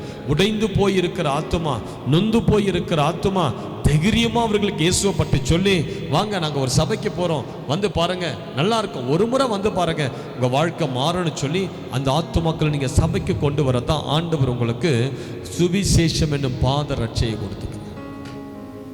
அல்லேலூயா. அடுத்தது ஆண்டவர் உங்களுக்கு விசுவாசம் என்னும் கேடகத்தை கொடுக்கிறாரு. பிசாசு உங்களுக்கு எதிர்த்து போராடும் போது வாக்குத்தத்தங்கள் மேல நம்பிக்கையோடு அந்த வாக்குத்தத்தங்களே உங்களுக்கு விசுவாசமாக. அடுத்தது உங்களுக்கு ஒரு ஆவியின் பட்டயத்தை உங்க கையில கொடுக்கிறாரு. உங்களுக்கு விரோதமாய் எழும்பி வருகிற அந்தகார சேனைகளை அடிச்சு அவைகளை வெட்டி விழுத்த உங்களுக்கு வசனமாகிய பட்டயத்தை உங்க கையில கொடு. இதுதான் சர்வாயுதம். அல்லேலூயான்னு சொல்லுங்க பார்ப்போம். எத்தனை பேருக்கு புரியுது நான் சொல்றது? காண்டாமிருகத்துக்கு ஒத்த பலன்னா இதெல்லாம் உள்ள இருக்குது, சும்மா கிடையாது. காண்டாமிருகத்துக்கு ஒத்த பலனா ஜாலியா இருந்தது சொல்லும் போது, காண்டாமிருகத்துக்கு ஒத்த பலன் இதெல்லாம் இருக்கணும். உனக்கு சர்வாயுதம் இருக்கணும், ரட்சிப்பின் வஸ்திரம் இருக்கணும். அப்பதான் உங்களுக்குள்ள ஒரு பலன் கிரியை செய்யும், அப்பதான் உங்களுக்குள்ள ஒரு வல்லமை கிரியை செய்யும். ஒரு அல்லேலூயான்னு சொல்லுங்க. காண்டாமிருகத்துக்கு ஒத்த பலன் மூன்றாவதாக எதை அடையாளப்படுத்துகிறதுனா, இந்த காண்டாமிருகம் எப்படிப்பட்ட மிருகம்னா குடும்பமா வாழக்கூடியது. எப்படி? பக்கத்தில் பார்த்து சொல்லுங்க. குடும்பமா வாழக்கூடியது, ஒற்றுமையாய் வாழக்கூடியது. அல்லேலூயா. இது குடும்ப உறவை அடையாளப்படுத்துவது. சில பேருக்கு பாருங்க, உங்க குடும்பத்தின் மேல எப்பவுமே பிரச்சனை பிரச்சனை பிரச்சனை, பிள்ளைங்களை திட்டுறது, மனைவியை திட்டுறது, அடிக்கிறது, பிள்ளைங்களை சபிக்கிறது. குடும்பம் ஒரே வீட்டில் இருந்தாலும் குடும்பமே நாலா பக்கமா பிரிஞ்சிருக்கும். காண்டாமிருகத்துக்கு ஒத்த பலன்னா என்ன? உன் குடும்பத்தில் உனக்கு நல்ல ஒரு ஐக்கியம். உன் கணவருக்கு நீ கீழ்ப்படியணும், கணவரை நேசிக்கிறது. உன் கணவர் ரட்சிக்கப்படல, ரைட், ஓகே, கணவரை நேசி. உன் அன்பு தான் கணவரை ரட்சிப்புக்குள் நடத்தும். பிள்ளைகள் சரியில்லை அப்படியே விட்டுறாத. பிள்ளைகளை போடா, எக்கேடாவது கெட்டு போடான்னு விட்டுறாது. தாவீது விடல. ஒரு ஆட்டுக்குட்டியை ஒரு சிங்கம் வந்து தூக்கிட்டு போச்சு, ஒரு முறை கரடி வந்து தூக்கிட்டு போச்சு. தாவீது பின்தொடர்ந்து போய் அந்த சிங்கத்தின் வாய்க்கும் கரடியின் வாய்க்கும் ஆட்டுக்குட்டியை தப்பு வித்தார். சில நேரங்கள் உன் குடும்பத்துக்குள்ள சில சிங்கங்களும் கரடிகளும் வந்து என்ன பண்ணும்? உன் வீட்டில் யாரையாவது ஒருத்தர் தூக்கிட்டு போயிடும். இச்சையின் ஆவியாக, விபச்சாரத்தின் ஆவியாக, போதையின் ஆவியாக, பிரிவினையின் ஆவியாக உன் குடும்பத்தில் இருக்கிற யாரையாவது தூக்கிட்டு போயிடும். நீ என்ன பண்ணணும்? போனா தூக்கிட்டு போனா போட்டான், அவன் எப்படியாவது போட்டான், அவ்வளோதான். ஆண்டவர் இருக்கு, மீதி 2 கொடுத்துருக்கிறார், அதை வச்சு நான் வாழ்ந்துறேன். அப்படி இருக்காது. அதை தொடர்ந்து உபவாசத்தோடு கூட போய் அதை அடிச்சு அது வாயிலிருந்து உன் ஆட்டுக்குட்டியை விடுதலையாக்கு, உன் பிள்ளைகளை விடுதலையாக்கு, கணவரை விடுதலையாக்கு, மனைவியை விடுதலையாக்கு. அல்லேலூயான்னு சொல்லுங்க பார்ப்போம். இது குடும்ப உறவுக்கு, குடும்ப ஐக்கியத்திற்கு இது அடையாளம். எத்தனை பேருக்கு புரியுது நான் சொல்றது? அல்லேலூயா. ஐயோ டைம் ஆயிடுச்சு. சரி, நல்லா கேளுங்க. வேதத்தில் யோபுவை பார்க்கிறோம். அதிகாலையிலே எழுந்து தன் பிள்ளைகளுக்காக மன்றாடி ஜெபித்தார். அப்படி ஜெபிக்கிற தாய்மார்கள் உண்டா? அதிகாலையில் எழுந்து உங்க பிள்ளைகளுக்காக ஆண்டவர் சமூகத்தில் கண்ணீர் சிந்தி ஜெபிக்கிற தாய்மார்கள் இங்க உண்டா? கொஞ்சம் யோசிச்சு பாருங்க. நீங்க உங்க பிள்ளைகளுக்கு சேர்த்து வைக்கிற சொத்தை ஜபந்தாங்க. நீங்க சேர்த்து வைக்கிற அந்த 10 சவரன் 14 குப்பையில போட. அந்த சவரன் யாருக்கு வேணும்? உன் சவரன். உன் பிள்ளைகளுக்கு நீ சேர்த்து வைக்கிற சொத்தை உன் கண்ணீரின் ஜபம் தான். அதிகாலையிலே எழுந்து யோபுவை போல உன் பிள்ளைகளுக்காக மன்றாடு. ஆண்டவரே, என் பிள்ளைகள் பின்மாற்றத்துக்கு போயிடக்கூடாது. அப்படி நீங்க ஜெபம் பண்ணி இருந்தீங்கன்னா உங்க பிள்ளைகள் எல்லாம் இந்த காலை வேளை சபையில் இருந்திருக்கும். எங்க நீங்களே உங்களை எழுப்புறதுக்கே சூரியன் வரணும், சொல்லுன்னு உங்க மேல அடிக்கணும். 8 மணிக்கு நீங்க தூங்கி எழுந்துக்கிற நபரா இருந்தா எப்படி உங்க பிள்ளைங்க ஆசீர்வாதமா இருப்பாங்க? நீங்க சபையில வந்து சபையிலையும் தூங்குற நபரா இருந்தா எப்படி கர்த்தர் உங்களை ஆசீர்வதிக்க முடியும்? சிஸ்டர், எப்படி உங்களை ஆசீர்வதிக்க முடியும்? உன் குடும்பம் இந்த நிலைமைக்கு இருக்கிறது காரணமே தாய்மார்கள் தான். நீ மாத்திரம் அதிகாலையில் எழுந்து, கணவர்மார்களும் தாய்மார்களும் 2 பேருமே தான் அதிகாலையில் எழுந்து உன் பிள்ளைகளுக்காக மன்றாடி ஆண்டவர் சமூகத்தில் கண்ணீர் சிந்தி நீ ஜெபிக்கிற நபராக இருந்திருந்தீங்கன்னா உன் பிள்ளைங்க இந்த மாதிரி நிலைமைக்கு போயிருக்கா. அவன் பாவத்தில் விழுந்திருக்க மாட்டான், அசுத்தத்தில் விழுந்திருக்க மாட்டான். யோபு காலையில் எழுந்து பலி செலுத்தி, ஆண்டவரே என் பிள்ளைகள் மேலே இந்த பலியின் ரத்தத்தை நான் தெளிக்கிறேன், என் பிள்ளைகள் பாவம் செய்யக்கூடாது, என் பிள்ளைகள் அழிஞ்சிடக்கூடாது, என் பிள்ளைகள் உம்மை தூஷிச்சிடக்கூடாது, பிள்ளைகளுக்காக திறப்பில் நின்று ஜெபித்த யோபு. அல்லேலூயான்னு சொல்லுங்க. ஈசாக்கு தன் மனைவிக்காக ஜெபித்தான். எத்தனை பேர் இங்க மனைவிக்காக ஜெபிக்கிற நபர் பிரதர்? எத்தனை பேர் மனைவிக்காக உபவாசித்து ஜெபிக்கிறீங்க? நிறைய சபையில இருக்கிற ஒரு பெரிய சாபம் என்னன்னா, இந்த ஆண்கள் எந்த ஊழியத்திலையும் வரமாட்டாங்க, எந்த உபவாச ஜெபத்துக்கும் ஆண்கள் வரமாட்டாங்க. அது ஆண்கள் மேல இருக்கிற ஒரு சாபமாவே இருக்கு. ஒரு பின்மாற்றத்தில் இருக்கிறாங்க. எல்லா சபையில இருக்கிற ஆண்கள் பாருங்க, ஒரு உபவாச ஜெபம்னா பெண்கள் தான் வருவாங்க, பெண்களும் சிறு பிள்ளைங்கள தான் வருவாங்க. ஆண்கள் எங்க போவாங்கன்னே தெரியாது பாருங்க. இங்க மட்டும் இல்லை, எல்லா சபையிலும் இருக்கிற ஒரு சாபக்கேடு. எப்படி உங்க குடும்ப ஆசீர்வாதமா இருக்கும்? மனைவிக்காக ஜெபிக்கிறீங்களா? ஈசாக்கு தன் மனைவிக்காக ஜெபித்தார். மனைவியினுடைய கட்டு உடைய ஈசாக்கு மனைவிக்காக மன்றாடி ஜெபித்தார். மனைவிக்காக ஜெபிக்கிற அனுபவம் இருக்கணும். அல்லேலூயான்னு சொல்லுங்க பார்க்கலாம். அபிகாயில் என்கிற ஒரு ஒருத்தியை குறித்து பைபிள்ல வாசிக்கிறோம். அவ தன் கணவர் நாபாலுக்காக தாவீதின் சமூகத்தில் ஜெபித்தார். தாவீதே, என் கணவர் ஒரு பைத்தியக்காரன் தான், அவன் பேர் நாபால், அவன் பேர் அப்படியே அவனும் அப்படியே பைத்தியக்காரனா தான் இருக்கிறான். ஆனா என் கணவரை கொன்னுடாத, என் கணவரை ஒன்றும் செய்யாத. தன் கணவருக்காக ஒரு மன்றாட்டு. அப்படி கணவருக்காக மன்றாடி ஜெபிக்கிறீங்களா? அழுது புலம்பி உபவாசித்து என் கணவர் ரட்சிக்கப்படணும், கணவர் மாறணும்னு சொல்லி ஜெபிக்கிறீங்களா? யோசுவா எழும்பி நின்று சகல இஸ்ரவேல் ஜனங்களுக்கு முன்பதாக சொல்றார், நானும் என் வீட்டாருமோ வென்றால் கர்த்தர் ஒருவரையே சேவிப்பார். யோசுவா தன் குடும்பத்துக்காக ஜெபித்த நபர், தன் குடும்பத்துக்காக வீட்டாருக்காக மன்றாடி ஜெபித்த நபர். அதனால தான் தைரியமா சொல்ல முடிஞ்சது, நானும் என் வீட்டாரும் கர்த்தர் ஒருவரையே சேவிப்பார். ஏசாயாவை போல சொல்ல முடியுமா? நானும் கர்த்தர் எனக்கு கொடுத்த பிள்ளைகளும் இஸ்ரவேலிலே அற்புதங்களும் அடையாளங்களுமாய் இருப்போம் என்று. எத்தனை பேருக்கு புரியுதுமா நான் சொல்றது? எத்தனை பேருக்கு விளங்குது நான் சொல்றது? காண்டாமிருகம் குடும்பமாக தான் இருக்கும், அது தனியாக இருக்காது. ஒரு குடும்ப உறவு, குடும்ப ஐக்கியம். குடும்பத்தில் சண்டை போட்டுட்டு சில மனைவிமார்கள் 4 நாள் பேசாத இருப்பீங்க பாருங்க, அதெல்லாம் குடும்பத்துக்கு பெரிய ஆபத்தில் போய் முடியும். சில மனைவிமார்கள் ஏதாவது ஒரு சின்னதாக ஒரு கணவர் செஞ்சுட்டா போதும், ஒரு வாரம் இந்த அம்மா சமைக்காது, ஒரு வாரம் வீட்டில் ஒன்றும் செய்யாது, இந்த அம்மா எலிசபெத் ராணி ஆகிடும். இந்த அம்மா மட்டும் போவாங்க, அப்படி குட்டி ஏதாவது ஒரு சமைச்சு லபாக்கன் வாயில் போட்டுட்டு, நீ எக்கேடாவது கெட்டுப்போ, போ ஹோட்டலில் போய் சாப்பிட்டு போ, செத்து போ. சில மனைவிமார்கள் அப்படி இருக்கீங்க, மனம் மாறணும். அப்படி இருந்தீங்கன்னா இன்னும் குடும்பம் உடையும். ஒரு வீடு தனக்குத்தானே பிரிந்து இருந்தால் அந்த வீடு நிலை நிற்க மாட்டார். ஆண்டவர் சொல்றார், ஒரு வீடு பிரிஞ்சிடுச்சுன்னா அந்த நிலை நிற்காது. சாத்தான் உள்ள நுழைஞ்சிருவான், சர்ப்பங்கள் உள்ள நுழைஞ்சிரும். சர்ப்பங்கள் எங்க போய் நுழையும்? எங்கெங்கெல்லாம் இடுக்கு இருக்குதோ, எங்கெங்கெல்லாம் பிளவு இருக்குதோ அந்த கேப்ல தான் சர்ப்பங்கள் நுழையும். ஒரு வீடு பிரிந்து இருக்குதுன்னா, பிளவு இருக்குதுன்னா, சர்ப்பங்கள் உங்களுக்கு உங்க கணவருக்கு நடுவில் நுழைஞ்சிரும். பிள்ளைகளுக்கு உங்களுக்கு நடுவில் சர்ப்பங்கள் வந்துடும், பிசாசின் வல்லமைகள் நுழைஞ்சிரும். அல்லேலூயா. குடும்ப உறவை பலப்படுத்து, குடும்ப ஐக்கியத்தை பலப்படுத்து. கணவரை மன்னிச்சிரு, மனைவியை மன்னிச்சிரு, பிள்ளைகளை மன்னிச்சிரு, குடும்பமா சபைக்கு வாங்க. அல்லேலூயா. எத்தனை பேருக்கு புரியுது நான் சொல்றது?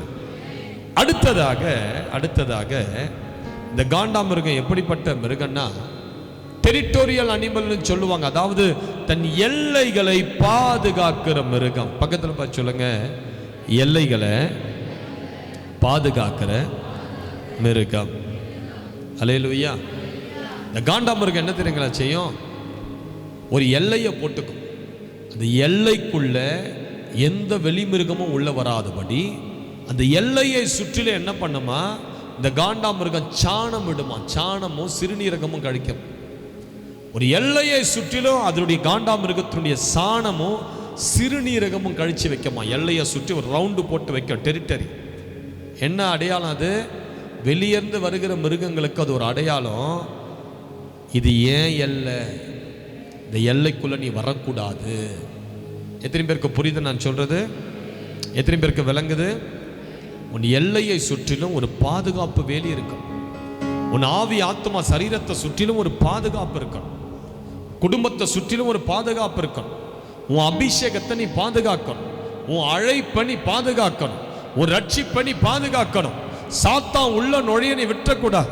உன் எல்லையை சுற்றிலும் இயேசுவின் ரத்தத்தை தெளிச்சு உன் எல்லையை நீ பாதுகாப்போடு வைத்துக் கொள்ளணும். ஒரு அல்லேலூயான்னு சொல்லுங்க பார்க்க. எந்த சாபமோ உன் வீட்டுக்குள்ள உன் சந்ததிக்குள்ள நுழையாதபடி உன் சந்ததியை நீ பாதுகாக்கணும். அல்லேலூயா. உன் சந்ததி ஆசீர்வாதமா இருப்பதும் உன் சந்ததி சபிக்கப்படுவதும் உங்க கையில் இருக்கு. ஆண்டவர் சொல்றாரு, சில பாவங்கள் 4 தலைமுறைக்கு தொடரும். சில பிதாக்களுடைய அக்கிரமங்கள் 4 தலைமுறைக்கு தொடரும். அப்போ ஒரு சந்ததிக்குள்ள அந்த சாத்தானை விட்டது யாருன்னா ஒருவன். அந்த வீட்டில் யாரோ ஒரு தகப்பன், ஒரு தாய் பாவம் செஞ்சு என்ன பண்ணிட்டாங்க, அந்த சந்ததிக்குள்ள பிசாசு இடம் கொடுத்துட்டாங்க. அதனால அந்த பிசாசு உள்ள வந்து என்ன பண்ணுது, அந்த சந்ததியில பிள்ளைகள் திருமணம் ஆவதற்கு முன்பதாகவே தங்கள் கற்பை இழந்துருவாங்க. வாலிப பிள்ளைங்க போதைகளுக்கு, குடிப்பழக்கத்துக்கு போய் அடிமையா விழுந்துருவாங்க. திருமணம் ஆன பிறகு அநேக பெண்களோடு கூட சவகாசங்கள். இதெல்லாம் அந்த குடும்பத்துக்கு சாபம். கத்தி எடுத்து சுத்திக்கிட்டு வெட்டிக்கிட்டு ஜெயிலுக்கு போய் ஜெயிலே பாதி நாட்களை கழித்து கொண்டு சாபம். ஏன்? உன் எல்லையை நீ பாதுகாக்க மறந்துட்ட.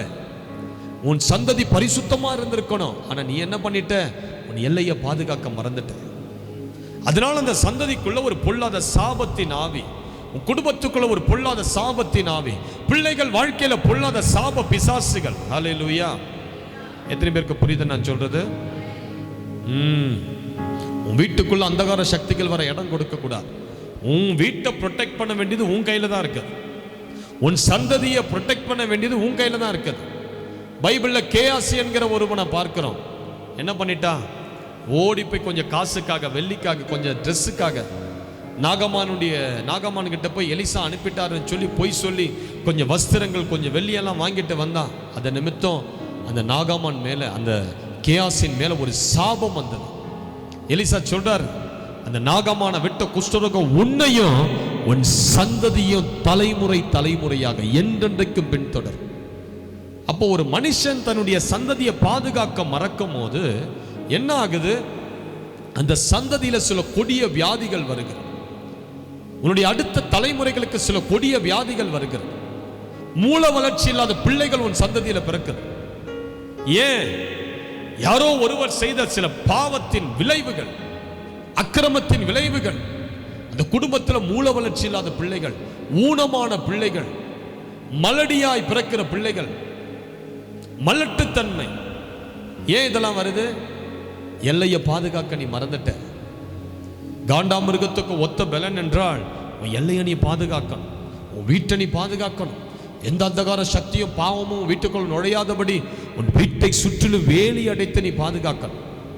எகு என்கிற ஒரு மனிதனை குறித்து வேதம் சொல்கிறது. ஆண்டவர் எகுவை பார்த்து சொல்றார், எகு, என் இருதயத்துக்கு ஏற்றபடியால் நீ செய்தபடியால நான் உன்னையும் உனக்கு அடுத்து வருகிற 4 தலைமுறையும் ராஜாக்களாக நான் ஆசீர்வதிக்க போறேன். ஒரு மனுஷன் தன் எல்லையை பாதுகாக்கும் போது, தேவனுடைய விருப்பத்தின்படி செய்யும் போது என்ன நடக்குது? அப்படியே 4 தலைமுறைகளை கர்த்தர் ஆசீர்வதிக்கிறார். ஒரு அல்லேலூயான்னு சொல்லுங்க, கைகளை வை. அல்லேலூயா. புலம்பல் 5:7 எடுத்து வாசிங்க. புலம்பல் 5:7. என் பிதாக்கள் பாவம் செய்து மாண்டு போனார்கள், நாங்கள் அவர்களுடைய அக்கிரமங்களை சுமக்கிறோம். அல்லேலூயா. எத்தனை பேருக்கு புரியுது நான் சொல்றது? சரி, எல்லைகளை பாதுகாத்துக்கோ, குடும்பத்தை பாதுகாத்துக்கோ, உன் பிள்ளைகளை நடத்த வேண்டிய வழியில நடத்து. உன் பிள்ளைங்க அப்படி போறாங்கன்னு ஏனாத்தோன்னு விட்டுறாத. அடிக்க வேண்டிய வயசுல அடி. சபைக்கு இழுத்துக்கிட்டு வர நேரத்தில் சபைக்கு இழுத்துக்கிட்டு வா. அவன் கர்த்தருக்கு கீழ்ப்படிலையா, சோறு போடாது, அவனுக்கு சோறு போடாது. அப்படி கண்டிப்பா நீங்க கர்த்தருக்குள்ள வளர்த்தீங்கன்னா நான் சொல்றேன், உங்க பிள்ளைங்க ஆசீர்வாதமா இருப்பாங்க. அல்லேலூயா.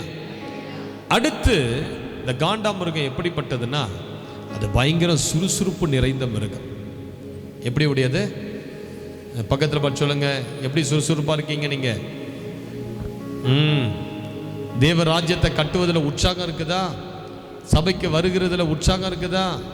டைமுக்கு சபைக்கு வருகிறதுல உற்சாகம் இருக்குதா? ஊழியன்னு சொல்லும் போது உற்சாகம் இருக்குதா? சுறுசுறுப்பு. காண்டாமிருகம் அதுக்கு பெரிய உடம்பா இருந்தாலும் ஆனா அது எப்படி இருக்குது? சுறுசுறுப்பான மிருகம். தேவனுடைய காரியம் வர சொன்னதுக்கு ஒரு உற்சாகம், குடும்பம் வரும்போது ஒரு உற்சாகம், தேவ சித்தன் வரும்போது அதை செய்கிற ஒரு உற்சாகம். அல்லேலூயான்னு சொல்லுங்க பாரு. சுவிசேஷத்தை பிரசங்கிக்க ஒரு உற்சாகம். பக்கத்தில் பார்த்து கேளுங்க, உங்களுக்கு உற்சாகம் இருக்குதா சிஸ்டர்? பின்னாடி திரும்பி கேளுங்க, பின்னாடி பார்த்து திரும்பி, பின்னாடி திரும்பி. உற்சாகம் இருக்குதா உங்களுக்கு? உங்களுக்குள்ள எப்பொழுதுமே ஒரு ஆவியின் அனல் எரிஞ்சுக்கிட்டே இருக்கு. ஆவியில் அனலோடு இருக்கிறவன் நல்லா ஊழியம் செய்வான். அவனுக்கு வந்து மோட்டிவேஷனே தேவையில்லை. டேய் சபைக்கு வாப்பா, ஊழியத்துக்கு வாப்பா, ஃபாஸ்டிங்க்கு வாப்பா, ஊழியம் செய். ஆவியில் அனலோடு இருக்கிறான்னா அவன் உற்சாகமாக தான் இருப்பான். அனல் இல்லாதவங்களுக்கு தான் நம்ம வந்து ஊதி ஊதி ஊதி ஊதி ஊதி வா, இப்போ வா, அப்போ வா, ஜெபம் பண்ணு, முட்டி போடு, வாயை தரு, கையை தட்டு, ஊழியம் செய், சண்டே கிளாஸ் எடு. ஆவியில் அனல் இல்லாதவங்களுக்கு தான் அப்படி ஊதிக்கிட்டே இருக்கணும். அந்த ஊதாங்கொள்ள எங்கள் பாட்டி இந்த அடுப்பு வச்சிருப்பாங்க, விறகு அடுப்பு. எங்கள் பாட்டி அந்த விறகு அடுப்பில் சமைக்கும் போது நான் அப்படியே உட்காந்து பார்த்துக்கிட்டே இருப்பேன். அப்போ அந்த கட்டையெல்லாம் உள்ளே வச்சுட்டு கொஞ்சம் கெரோசினை ஊற்றி அதை கொளுத்தி விட்டாங்கன்னா அந்த விறகெல்லாம் அப்படியே எரிஞ்சுக்கிட்டே இருக்கும். ஒரு கட்டத்தில் அந்த விறகு பயங்கரம் அப்படியே நெருப்பாக மாறி எரிஞ்சுக்கிட்டே இருக்கும் போது திடீர்னு கொஞ்சம் நேரத்தில் அப்படியே அணைஞ்சிரும். அப்போ எங்கள் பாட்டி ஒரு ஊதாங்குழுன்னு ஒரு நீட்டாக வச்சுருப்பாங்க, ராடு மாதிரி இருக்கும், அதில் ஒரு ஓட்டை இருக்கும். அதை அப்படி வச்சு அப்படின்னு ஊதுவாங்க. ஒரு 2-3 வாட்டி ஊதுனாலே போதாங்க, கப்புன்னு அப்படி பத்திட்டு எரியும் பாருங்க.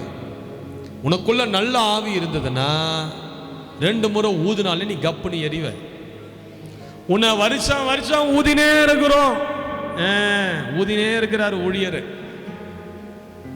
புரியுதா? ஆமா, 5 வருஷமா உன்னை ஊதினே இருக்கிறாரு.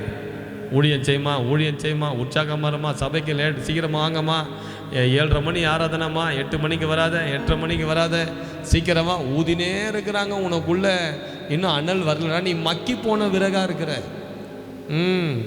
பக்கத்தில் பார்த்து சொல்லுங்க, மக்கி போன விறகா இருக்காத. மக்கி போன விறகெல்லாம் ஒரு அல்லேலூயா.